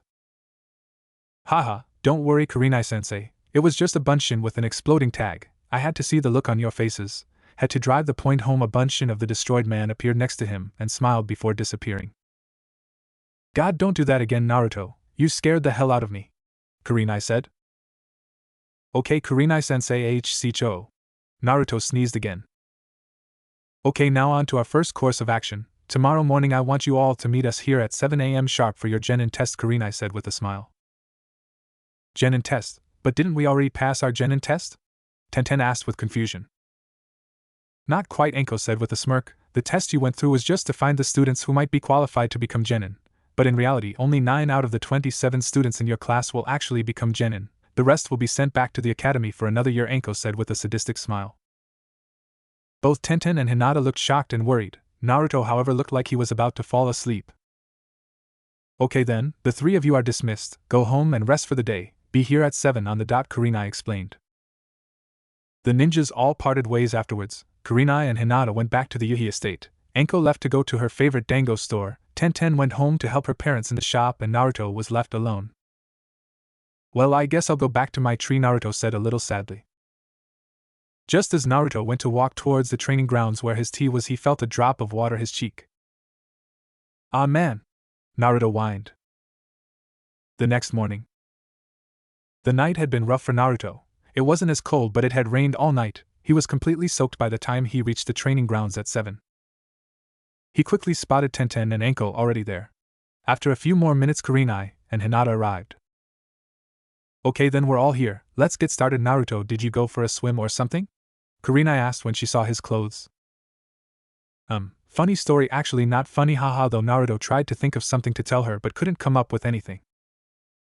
Whatever, Kurenai dismissed it for now. Okay, this is the test. Kurenai reached behind her back pouch and pulled out 9 colored wooden sticks with pieces of string tied to them, 3 blue, 3 yellow, and 3 red. The object of this test is to obtain a full set of these tags. Whoever has a blue, yellow, and red tag within 2 hours will pass, Kurenai explained. She then tossed 6 of the tags to her students. Tenten caught a blue one and a yellow one, Hinata caught a blue one and a red one, and Naruto caught a red one and a yellow one. You now each have 2 out of 3 of the tags you need. How you get the third one is up to you, Kurenai said as she tossed another 2 tags to Anko, a blue one and yellow one. Anko caught them and slipped them into the back of her skirt with a smile. Okay, you now have 2 hours from now, Kurenai said, and she and Anko disappeared in a poof of smoke. Tenten's mind was reeling. They were supposed to take on 2 jounin to get those tags. It was impossible, but there was still a way to pass the test. She could try to take the tag she needed from one other teammates. Tenten immediately shook those kind of thoughts from her head. No! There's no way. If I did that, then I'd be no better than the Uchiha. Tenten thought I'd rather go back to the academy than do that. Then there's only one thing to do. We'll just have to get the required tags from Anko and Kurenai. Tenten turned to Naruto and Hinata to start to devise a strategy, but was shocked to see a red tag flying through the air towards her.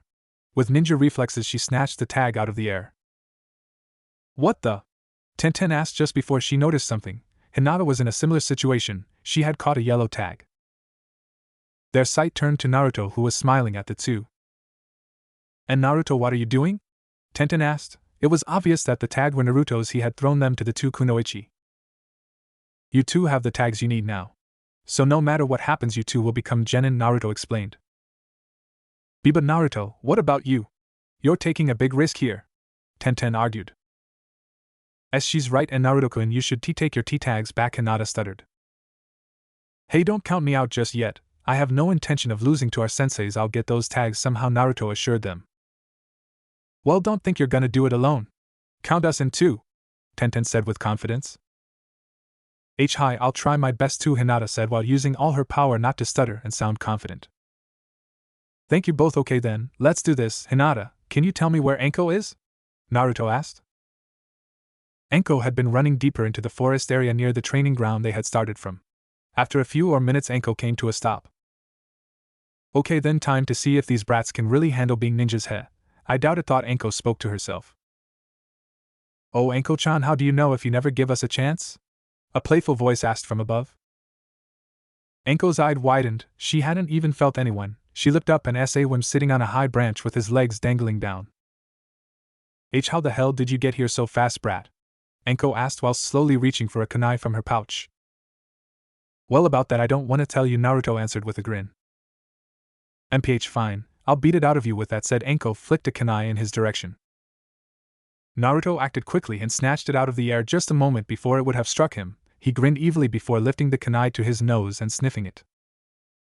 Anko blushed after remembering where she kept her kunai at night. Stop that!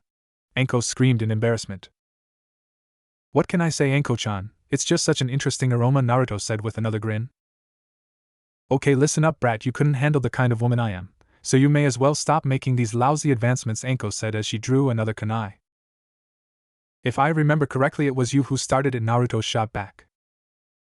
Yeah, well, I was messing with you. Next thing you know, you'll be walking up to me in a bar with a ridiculous line like, do you have a map? Because I'm lost in your eyes, Anko said with an annoyed look. It seemed she got that a lot. Hey, don't insult me. If I do something like that, then I'd come up with a good line like, if I told you, you had a gorgeous body, would you hold it against me? Naruto shot back with a mischievous grin. Anko had to hold back a laugh. It was definitely better than most men's attempts. Well, enough with the banter, let's get this started, Anko said and threw another kunai at him. Don't you learn? Naruto asked as he snatched this one out of the air as well. But he quickly noticed something wrong about it. There was something wrapped around the handle. Oh crap. Boom! The explosion wasn't that powerful, but it was enough to knock Naruto off his branch and towards the ground. Naruto landed clumsily and fell back against another tree. Naruto tried to move away from the tree and regain his footing, but found the tip of a kunai directly in front of his face. Is this the best you've got? Anko asked. And you say you want to kill Orochimaru? If you ever meet him, you'll be dead before you even realize it's him who killed you. Orochimaru is like a snake in every sense of the word, and when he has you cornered like I have you now, there will be absolutely no way to escape, Anko said in triumph. But to Anko's annoyance, Naruto was still smiling. You're forgetting something, Anko-chan. Oh? And what's that? Anko asked. Naruto suddenly moved forwards. The kunai Anko held cut his cheek as he moved, but he didn't stop. Before Anko could realize what happened, Naruto moved further forward and crushed his lips against hers. Anko mumbled in surprise. He placed his hand against the back of her head and held it in place as he kissed her. Anko's eyes widened in surprise at what Naruto was doing. He pushed her up against the tree behind her and continued to firmly kiss her lips. He was the same height as her, so it didn't take much effort. What the hell does he think he's doing? Anko thought. She quickly twisted the kunai in her hand and placed it against the back of his neck. She was just about to attack him when something changed in her. Without warning, she dropped the kunai and used her now free hand to grab Naruto's head and pull it closer to her own as she suddenly started to kiss him back vigorously. Anko opened her mouth and Naruto took the invitation for his tongue.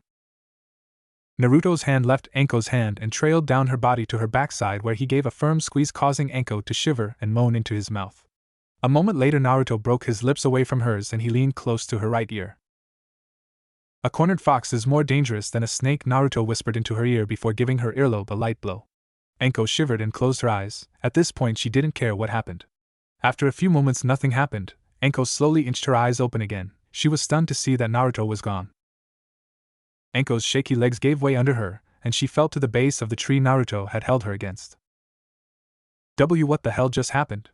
Anko mumbled. Oh no! Anko's eyes widened when she remembered something. She reached behind her back and patted her skirt. The tags were gone. Oh god damn it! Anko screamed. Mission 6, the bane of a ninja's existence. Hinata and Tenten were extremely busy. Naruto had gone after Anko whilst they decided to track and take on Kurenai. They had already ran into and escaped from several genjutsu. This is insane, Tenten managed to say through her labored breaths. We've been at this for over half an hour, and we still haven't laid a scratch on her. I hope Naruto's doing better. Hinata was down on one knee as she tried to regain her breath. Kurenai, meanwhile, was high up in a tree overlooking the two. Oh come on girls, if this is all you've got then you're not going to make it very far in the ninja world, Kurenai mocked. Tenten shakily stood up and tossed a pair of kunai up at Kurenai. Kurenai made no attempt to dodge as the kunai simply phased through her.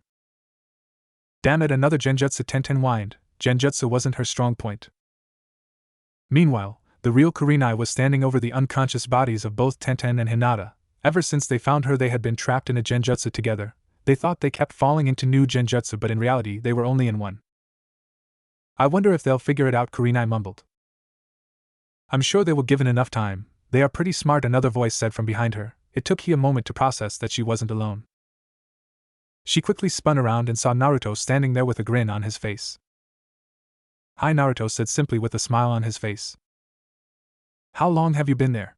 Kurenai asked. Only about an hour, Naruto joked. Yeah, right, I thought Enko would have dealt with you by now, Kurenai said with a grin whilst backing away from Naruto slightly. Yeah, about that, Naruto said with another grin as he reached behind his back and pulled out 2 tags, a blue one and a yellow one. Kurenai's eyes widened. She had already noticed a full set of blue, red and yellow tags hanging from both Tenten's and Hinata's pants and figured that Naruto must have given them his tags or they had taken them from him, but that was unlikely. So the tags must be the ones she gave Enko. How did you get those from Enko? Kurenai managed to say through her shock. Do you really want to know? Naruto asked with a raised eyebrow. I don't know, do I? Kurenai asked cautiously. Probably not, but you can always ask Enko later, Naruto answered honestly. But for now, to business, Naruto said in rhythm with him reaching into his coat and pulling out his gun and pointed it at Kurenai. Boom! Holy, Kurenai managed to jump high into the air just as Naruto fired. The bullet ripped through a tree behind her. Kurenai landed on a high branch. Naruto wasted no time in aiming upwards. Boom! Kurenai jumped again just in time as the branch under her exploded in a shower of splinters. A large section of the branch fell towards the till unconscious Tenten and Hinata. Naruto saw this and took aim. Boom! The middle of the branch shattered and the 2 sections landed away from the girls. Nothing bigger than a twig hit them. Kurenai saw his distraction and took the opportunity, tossed the kunai directly at him. Naruto spun around swinging his revolver to follow his sight and saw the kunai heading for him. He quickly aimed and fired. Boom! The bullet hit the kunai. There was a loud metal-on-metal clang and the kunai spun wildly in the air before dropping to the ground. That's 4 shots, 2 more and it'll be empty. That'll be my chance, Kurenai thought to herself as she continued to move so as not to be caught in Naruto's sights. Boom!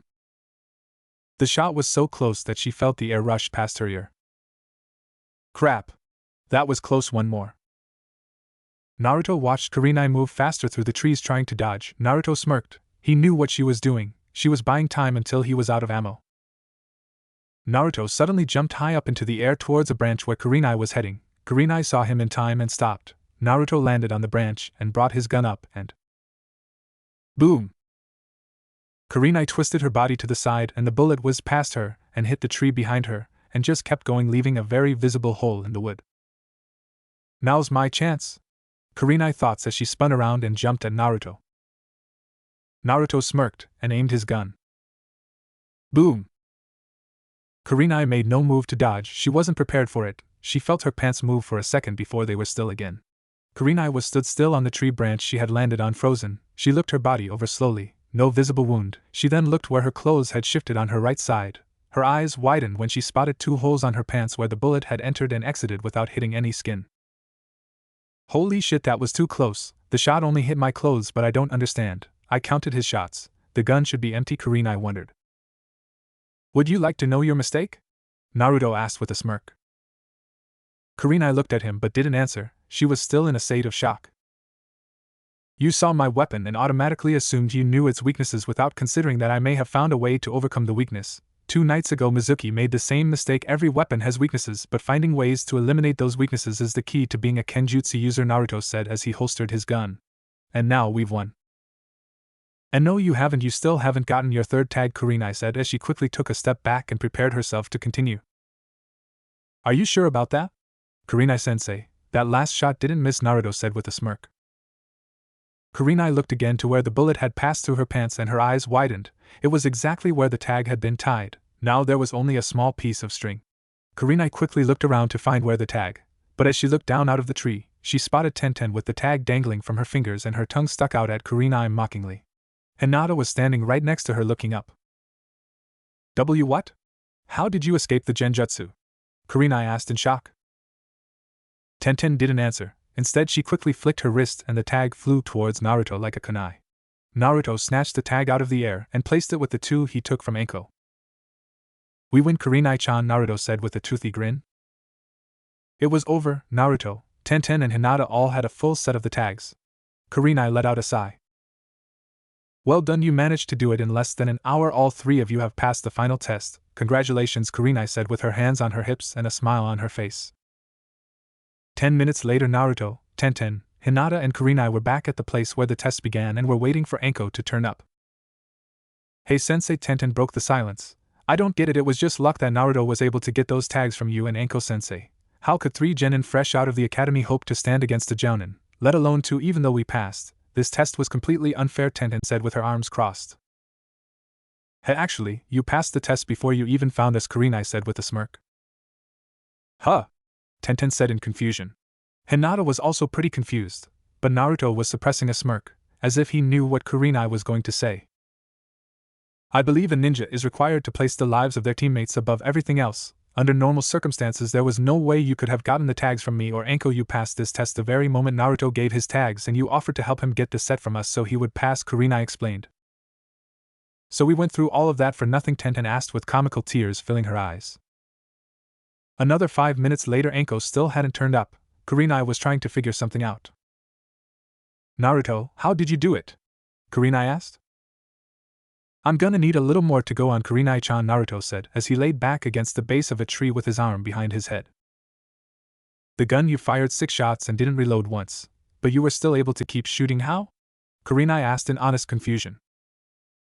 Naruto smiled and reached into his jacket. He pulled out the revolver and flicked it to the side, and the bullet chambers shifted to the loading position. Naruto held the gun upwards and 6 bullets fell out of their chambers and landed softly on the grass. "Take a look," Naruto said and tossed the gun to Kurenai. Kurenai caught the gun and faltered slightly. She wasn't expecting it to be quite so heavy. She twisted it in her hands looking for anything strange. She noticed some kanji markings on the hand grips saying Royal Flush. Kurenai figured it was the name of the weapon. She continued looking the gun over and almost gave up until she noticed something in the chambers where the bullet should be. Kurenai held the gun up to the sky and let the sunlight shine through the chambers, and looking inside she noticed something. Small black kanji seals etched on the inside of the chambers. Kurenai grinned. "Those are summoning seals, aren't they?" Kurenai asked with a grin and tossed the gun back to Naruto.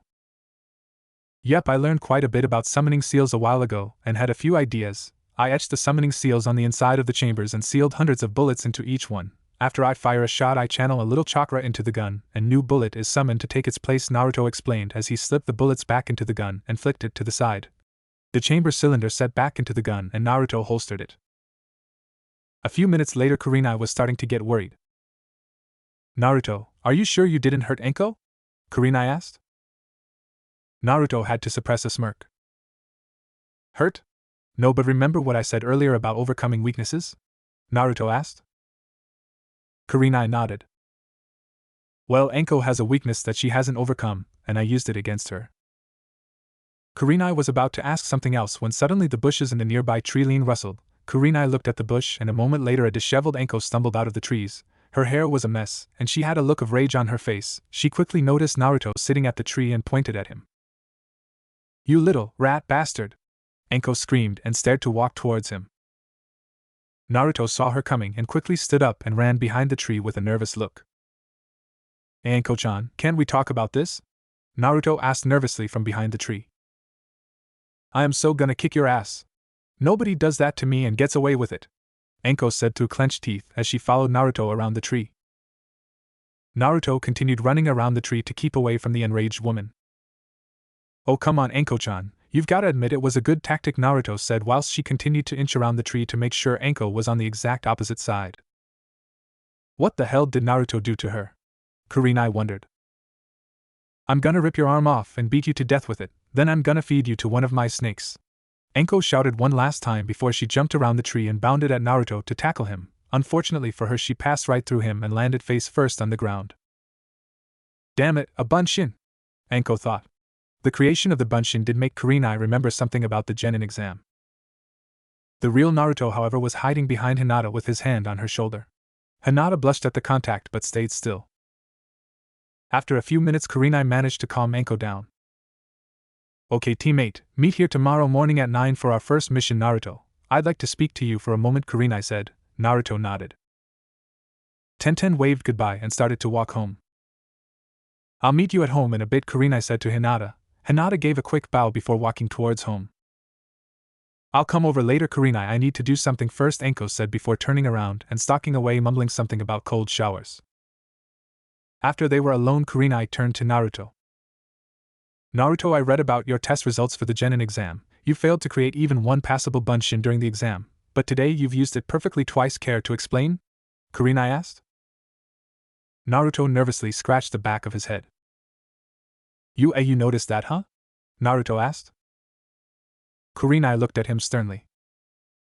Okay, I held back so I'd be the dead last, Naruto admitted. I don't get it, what was the point? Kurenai asked.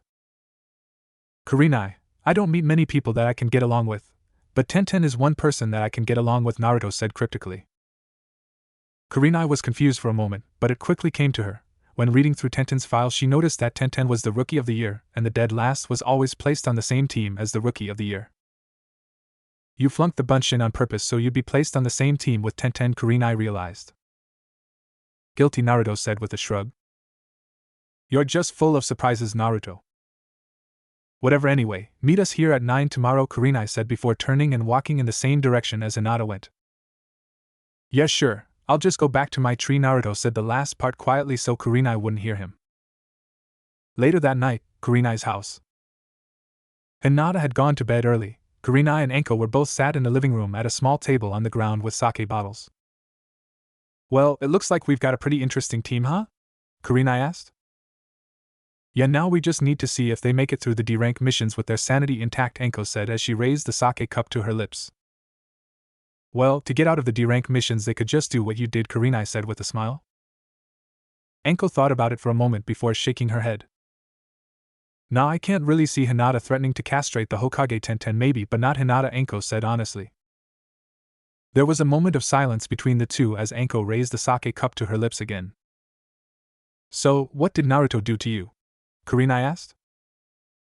Anko suddenly choked on the sake in her mouth at the bluntness of Kurenai's question. And then nothing, Anko said not so convincingly. Anko, Naruto managed to get both of your tags in less than 15 minutes into the test, then you turn up in a total mess trying to beat the shit out of Naruto, so, what did he do? Kurenai asked again. Anko's face had turned a shade of red as she looked down and started mumbling. He fucking mumble, me, Anko mumbled. Kurenai listened carefully.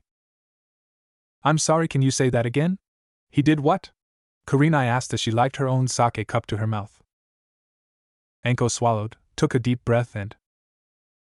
I said he fucking seduced me, Anko said through clenched teeth and a burning red face. This time it was Kurenai's turn to choke on her sake. Cough cough, he did what? Kurenai almost screamed but managed to keep it down so she wouldn't wake up Hinata. I'm not even sure how it happened, Anko said. One moment I had a kunai at his throat, and the next he'd pushed me up against a tree and started kissing me. At first I was pissed, and then for some reason I started kissing back. Then his hand traveled a little lower, and Anko blushed when she realized she was telling Kurenai a little too much. Kurenai was looking at Anko with wide eyes and a gaping mouth. Anyway, the next thing I know, he's gone and so are the tags. Anko cut the story short. After a moment Anko noticed that Kurenai was grinning at her knowingly. What? Anko asked, wondering what Kurenai found so funny. Anko, are you pissed at Naruto because he did that? Or because he stopped? Kurenai asked with a grin. Anko's face looked like it was about to explode as she spoke. Honestly, Anko spoke in an embarrassed tone. Honestly, after I left the training area today, I had to go home for a cold shower and to change my underwear. Even now I'm resisting the urge to track that little bastard down at his home, and if I found him I don't know whether I'd kill him or jump his bones, Anko admitted. Kurenai shook her head in disbelief. Never had Anko been beaten at her own game. Well, good luck finding him. His home was burned down a few years ago, and Kurenai stopped mid-sentence, as several things clicked into place in her mind. Naruto's sneezing yesterday, last night it was raining heavily, and Naruto turned up this morning soaking wet. Oh God, Kurenai said as she slapped her own forehead for her own short-sightedness. What? Anko asked, wondering what was wrong. Naruto's apartment was burned down a few years back. Yesterday he couldn't stop sneezing, and this morning he was soaking wet when he arrived at the training ground, Kurenai explained. Anko thought about it for a moment before she caught on. Last night it was raining pretty hard, Anko said. Yeah, Naruto doesn't have anywhere to stay, he's been living outside. Kurenai deduced so much for being able to look underneath Kurenai said as she stood up and grabbed her coat from a hook near the door. Kurenai? Where are you going? Anko asked. I'm going to find Naruto, I'm not about to leave him living on the streets. He's staying here, if I have to knock him out or drag him here, Kurenai said as she fastened her coat. Okay, then I'd better get heading home, Anko said and shakily stood up and stumbled a few steps. You can stay if you want to. I shouldn't be too long, Kurenai offered. Nah, I've been drinking so I really can't trust myself around him when he gets here, Anko said honestly. Okay, then I'll see you tomorrow at the training ground with the rest of the... Thud. Kurenai turned around slowly to see what had made the thudding sound, only to see Anko flat on her back unconscious and snoring loudly. Kurenai's sweat dropped. Or you can fall into a drunken coma until morning, that's good too, Kurenai deadpanned as she walked from the room. Kurenai had been looking for Naruto for the better part of 2 hours, but still she had found no sign of him. God, where the hell is he? Kurenai wondered aloud as she leaned back against a tree. Zzz. I checked the Hokage Tower, the Hokage Monument, Kurenai counted off the place she has looked in her head. Zzz. I checked the ruins of his old apartment building, I checked the... Kurenai stopped when she finally noticed the snoring above her. Zzz. You've got to be kidding, Kurenai said as she looked up into the tree above her and couldn't believe her luck. There he was, resting in the crook of one of the branches covered by his coat but still visibly shivering. Naruto! Kurenai shouted up to him. Zzz. Naruto continued snoring ignorantly. Naruto! Kurenai shouted much louder. Bacon! Naruto shouted as he suddenly bolted awake and tried to punch something in front of him that wasn't there and in his half-asleep stupor and fell out of the tree. Wah! Naruto shouted just before he hit the ground. Kurenai managed to jump out of the way just before Naruto landed on her. Ow! Naruto moaned as he clumsily got back to his feet and looked up to see who had woken him up. Kurenai-chan? What are you doing in my tree? Naruto asked. He was obviously still half asleep. Naruto, why didn't you tell me you're living in a tree? Kurenai asked sternly with her arms crossed. Something like that doesn't really come up in normal conversation, Naruto said with a shrug. Besides, because of the cold weather I have been looking for a nice cave or something to live in, so Cho. Naruto let out a powerful sneeze. Okay, that's it, you're coming with me, Kurenai said as she grabbed Naruto by his collar and prepared to drag him off. What? Naruto asked, not quite understanding what was happening.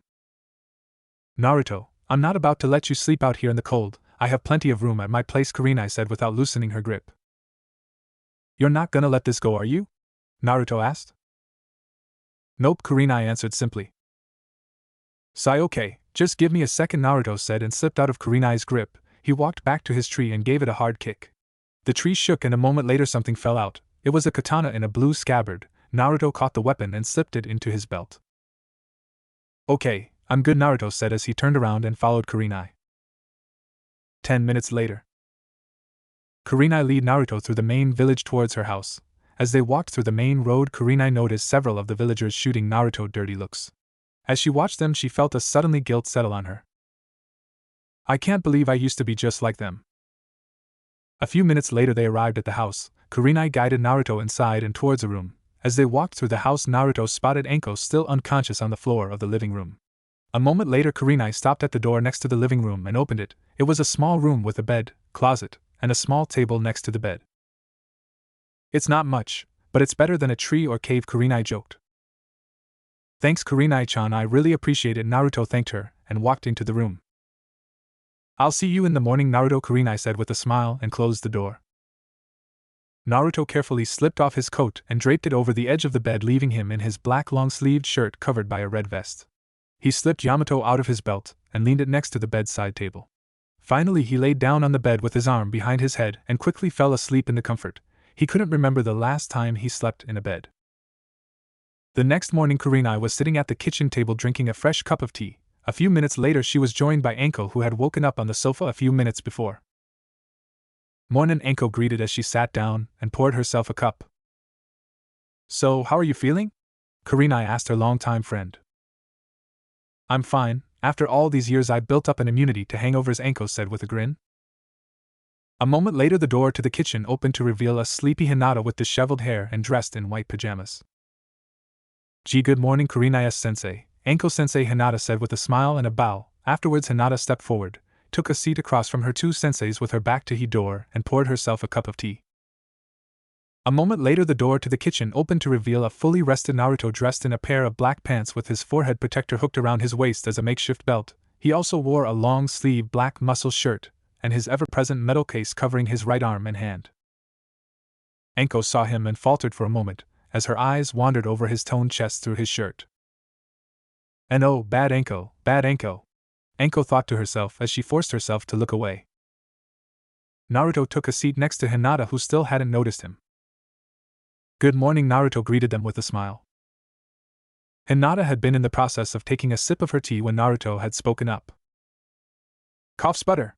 Hinata chalked on her tea. Kurenai and Anko both smirked. "Oh god, Naruto-kun, he's here! Did he sleep here? When did he get here? Oh god, my hair is a complete mess! Oh god, I'm in my pajamas! Oh god, I'm not wearing anything underneath!"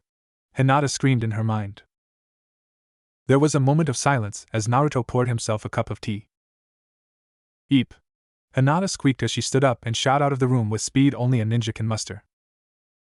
The next week passed pretty quickly. After meeting up that morning, Team 8 started with the bane of a ninja's existence: D-rank missions, picking weeds, capturing the escaped cat Tora, cleaning up the river, capturing the escaped cat Tora, carrying groceries, cleaning the Hokage monument, capturing that damn cat.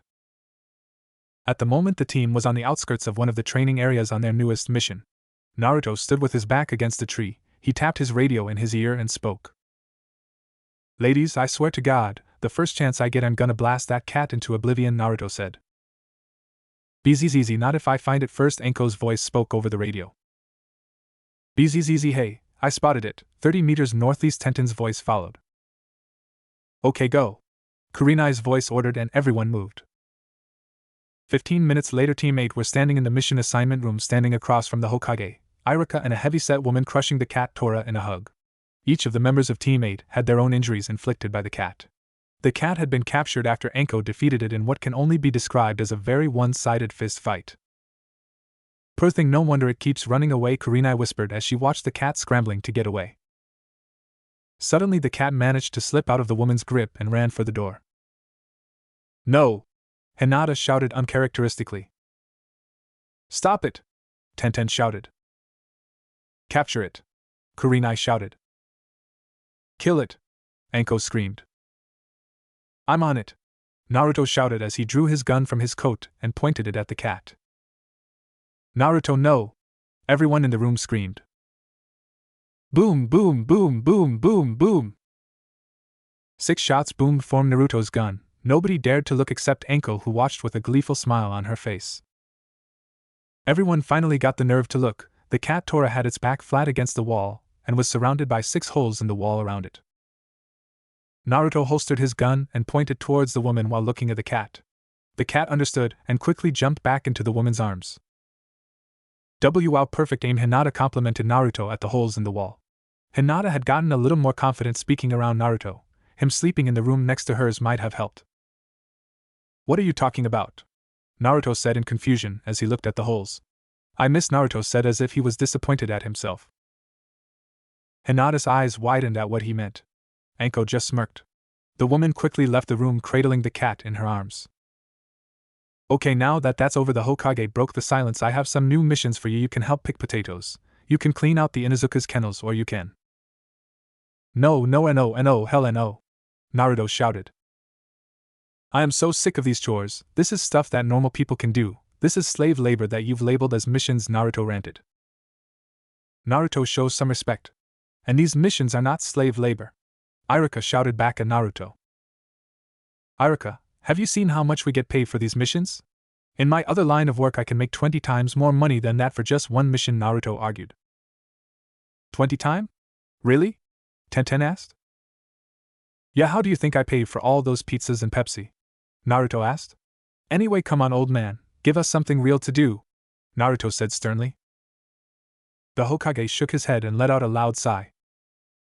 "Very well, I have a C-rank mission here you can do. a bridge builder needs protection as he travels home to the land of waves and completes building a bridge, the Hokage said as he tossed the scroll to Kurenai. We accept, old man, Anko screamed before anybody else had a chance to object. The D-rank missions were taking a toll on her sanity. Good, Mr. Tazuna, you can come in now, the Hokage shouted towards the door. A moment later the door opened to reveal an old man with a bottle in his hand. It's about time, I've been waiting for hours, the old man moaned before he turned his sights on Team 8. His gaze lingered on Anko and Kurenai for a moment too long before he turned to look at Tenten, Hinata and finally Naruto. When he finished looking he scoffed in annoyance. Great, 2 strippers, a tomboy, a blind girl and a cripple, I'd be safer traveling with a group of bandits, Tazuna grunted as he raised his bottle to his lips by holding the neck of the bottle and started chugging it back. Boom! The bottle suddenly shattered, causing the drink to splatter on Tazuna's face, leaving him holding only the neck of the bottle. Everyone in the room looked at Naruto and saw him holding his gun with a smoking barrel aimed at Tazuna. I assume when you say cripple you're referring to my arm? Let me tell you this, you old fart, you'll be surprised what I can do with only one arm. Hinata is not blind, Tenten can dress however the hell she pleases, and if you make an inappropriate comment about either of my senseis again the next bullet will go right between your eyes. Only I'm allowed to do that, savvy? Naruto said with a grin. Tazuna looked a little worried. He slowly turned to the Hokage with a nervous grin and said, They'll do. Teammate was to leave in the morning. Since the mission was to guard Tazuna until he finished the bridge, they could be gone for several weeks. In the middle of the night Hinata woke up with a familiar feeling. She carefully and sleepily slipped out of bed and snuck across the room so as not to wake up Kurenai or Naruto. She opened the door and carefully slipped across the hall to the bathroom. After finishing her business she snuck back across the hall and into her room. She quickly made her way to her bed and slipped under the covers. She laid her head on the soft pillow and snuggled close to Naruto, and quickly fell asleep without noticing that somehow the teddy had grown to 20 times its normal size. The next morning Hinata slowly opened her eyes as sunlight poured through the bedroom window. I thought I closed my curtains, Hinata thought as she slowly roused from her sleep. As she did she noticed that her pillow was harder than usual, but at the same time pleasantly warm. Hinata's eyes fluttered open and she froze as she found herself looking at the sleeping face of her secret crush. Her pillow was actually Naruto's shoulder. What she thought had been Naruto she was hugging was actually the chest of the real thing. And Naruto K-kun? What is Naruto-kun doing in my room? In MIB bed? Hinata wondered as her face turned a deep shade of red. Hinata took a quick look around and her eyes widened in realization. This isn't my room, he's not in my bed, I'm in his. Hinata's face looked like it was about to explode and she felt a little dizzy. And no, I mustn't faint, not now, Hinata said and shook it off. Hinata very carefully slipped away from Naruto and out of the bed. She carefully snuck backwards towards the door as quietly as possible. She carefully slid the door open and slipped out before sliding the door shut. Hinata smiled in victory. She turned around to go back to her room but froze when she came face to face with Kurenai immediately after turning. There was no doubt that she had seen Hinata sneaking out of Naruto's room. Eep, Hinata squeaked. There was a moment of silence between the two as Kurenai just stared at Hinata and at Naruto's door. You know what? Kurenai broke the silence. I don't want to know. With that said, Kurenai walked past Hinata and towards the kitchen. It was too much for Hinata, she promptly fainted. Thud. A few hours later everyone met up at the front gates. Hinata was curiously quiet and refused to look Naruto in the face. Anko noticed this and shot Kurenai a questioning glance. Kurenai smirked back and mouthed the word later. Okay then, is everyone prepared for a long-term mission? Kurenai asked. Naruto, Tenten and Hinata answered only with a quick nod. Okay then let's go, Kurenai said as she spun around and stepped over the threshold of the village. She was quickly followed by Anko, Tenten, Naruto and Hinata, with Tazuna in the rear. As they walked away from the village Naruto wondered about where they were heading. The land of waves, I've never been there before, should be interesting. Mission 7, Demon of the Mist. For the first hour of the journey the team spent mostly in silence. Tenten was busy polishing her kunai. Tazuna was keeping quiet, probably out of fear of being shot by Naruto. Naruto was walking along quietly but at the same time ready to shoot Tazuna if he made another inappropriate comment about his team. Hinata was quiet too, but for a completely different reason. Her lower face was mostly buried in her jacket as she tried to hide her huge blush. Kurenai and Anko, however, were busily chatting ahead of the team. Kurenai seemed to say something that made Anko smile evilly at Hinata. Anko slowed down a bit to walk side by side with the still silent Hinata. So you spent the night in Naruto's room, huh? Anko said with an evil grin. Eep. Hinata squeaked as she sunk lower into her jacket. Just as Naruto started to listen to whatever the girls were talking about, he noticed something off about the road. He quickly looked it over and spotted a puddle in the road up ahead. It hasn't rained in a week, and I should know. I slept in it, Naruto thought to himself as he quickened his pace to catch up with Hinata. Hey Hinata! Naruto said to get his teammates' attention. Eep! Hinata squeaked again. Anko had only just stopped teasing her about her sleeping arrangements the night before. Why yes, Naruto KK-kun? Hinata managed to ask. You see that puddle up ahead? Can you use your eyes to check it out? Naruto asked. Hi, Hinata answered quickly before placing her hands in the unique seal for her family's technique. Byakugan. The technique activated, veins bulged around Hinata's eyes and her eyes became more defined. Her eyes widened when she looked at the puddle. It was laced with chakra and in the ground underneath it were two people. And then Naruto-kun, there's Hinata stuttered. I know, just keep moving and don't say anything, Naruto said quickly. Everyone continued walking onwards until they passed the puddle. At that point Naruto spoke up. Hey, hold up a sec, Naruto said as he turned around and slowly walked back to the puddle. Naruto, what are you doing? Tenten asked. Gotta take a leak, this'll do, Naruto said as he looked at the puddle. As Naruto positioned himself above the puddle, Kurenai finally noticed the chakra flowing through the puddle. How the hell did I miss that? Some genjutsu expert I am. Kurenai quickly thought to herself. Naruto, don't. Before Kurenai could finish, it happened.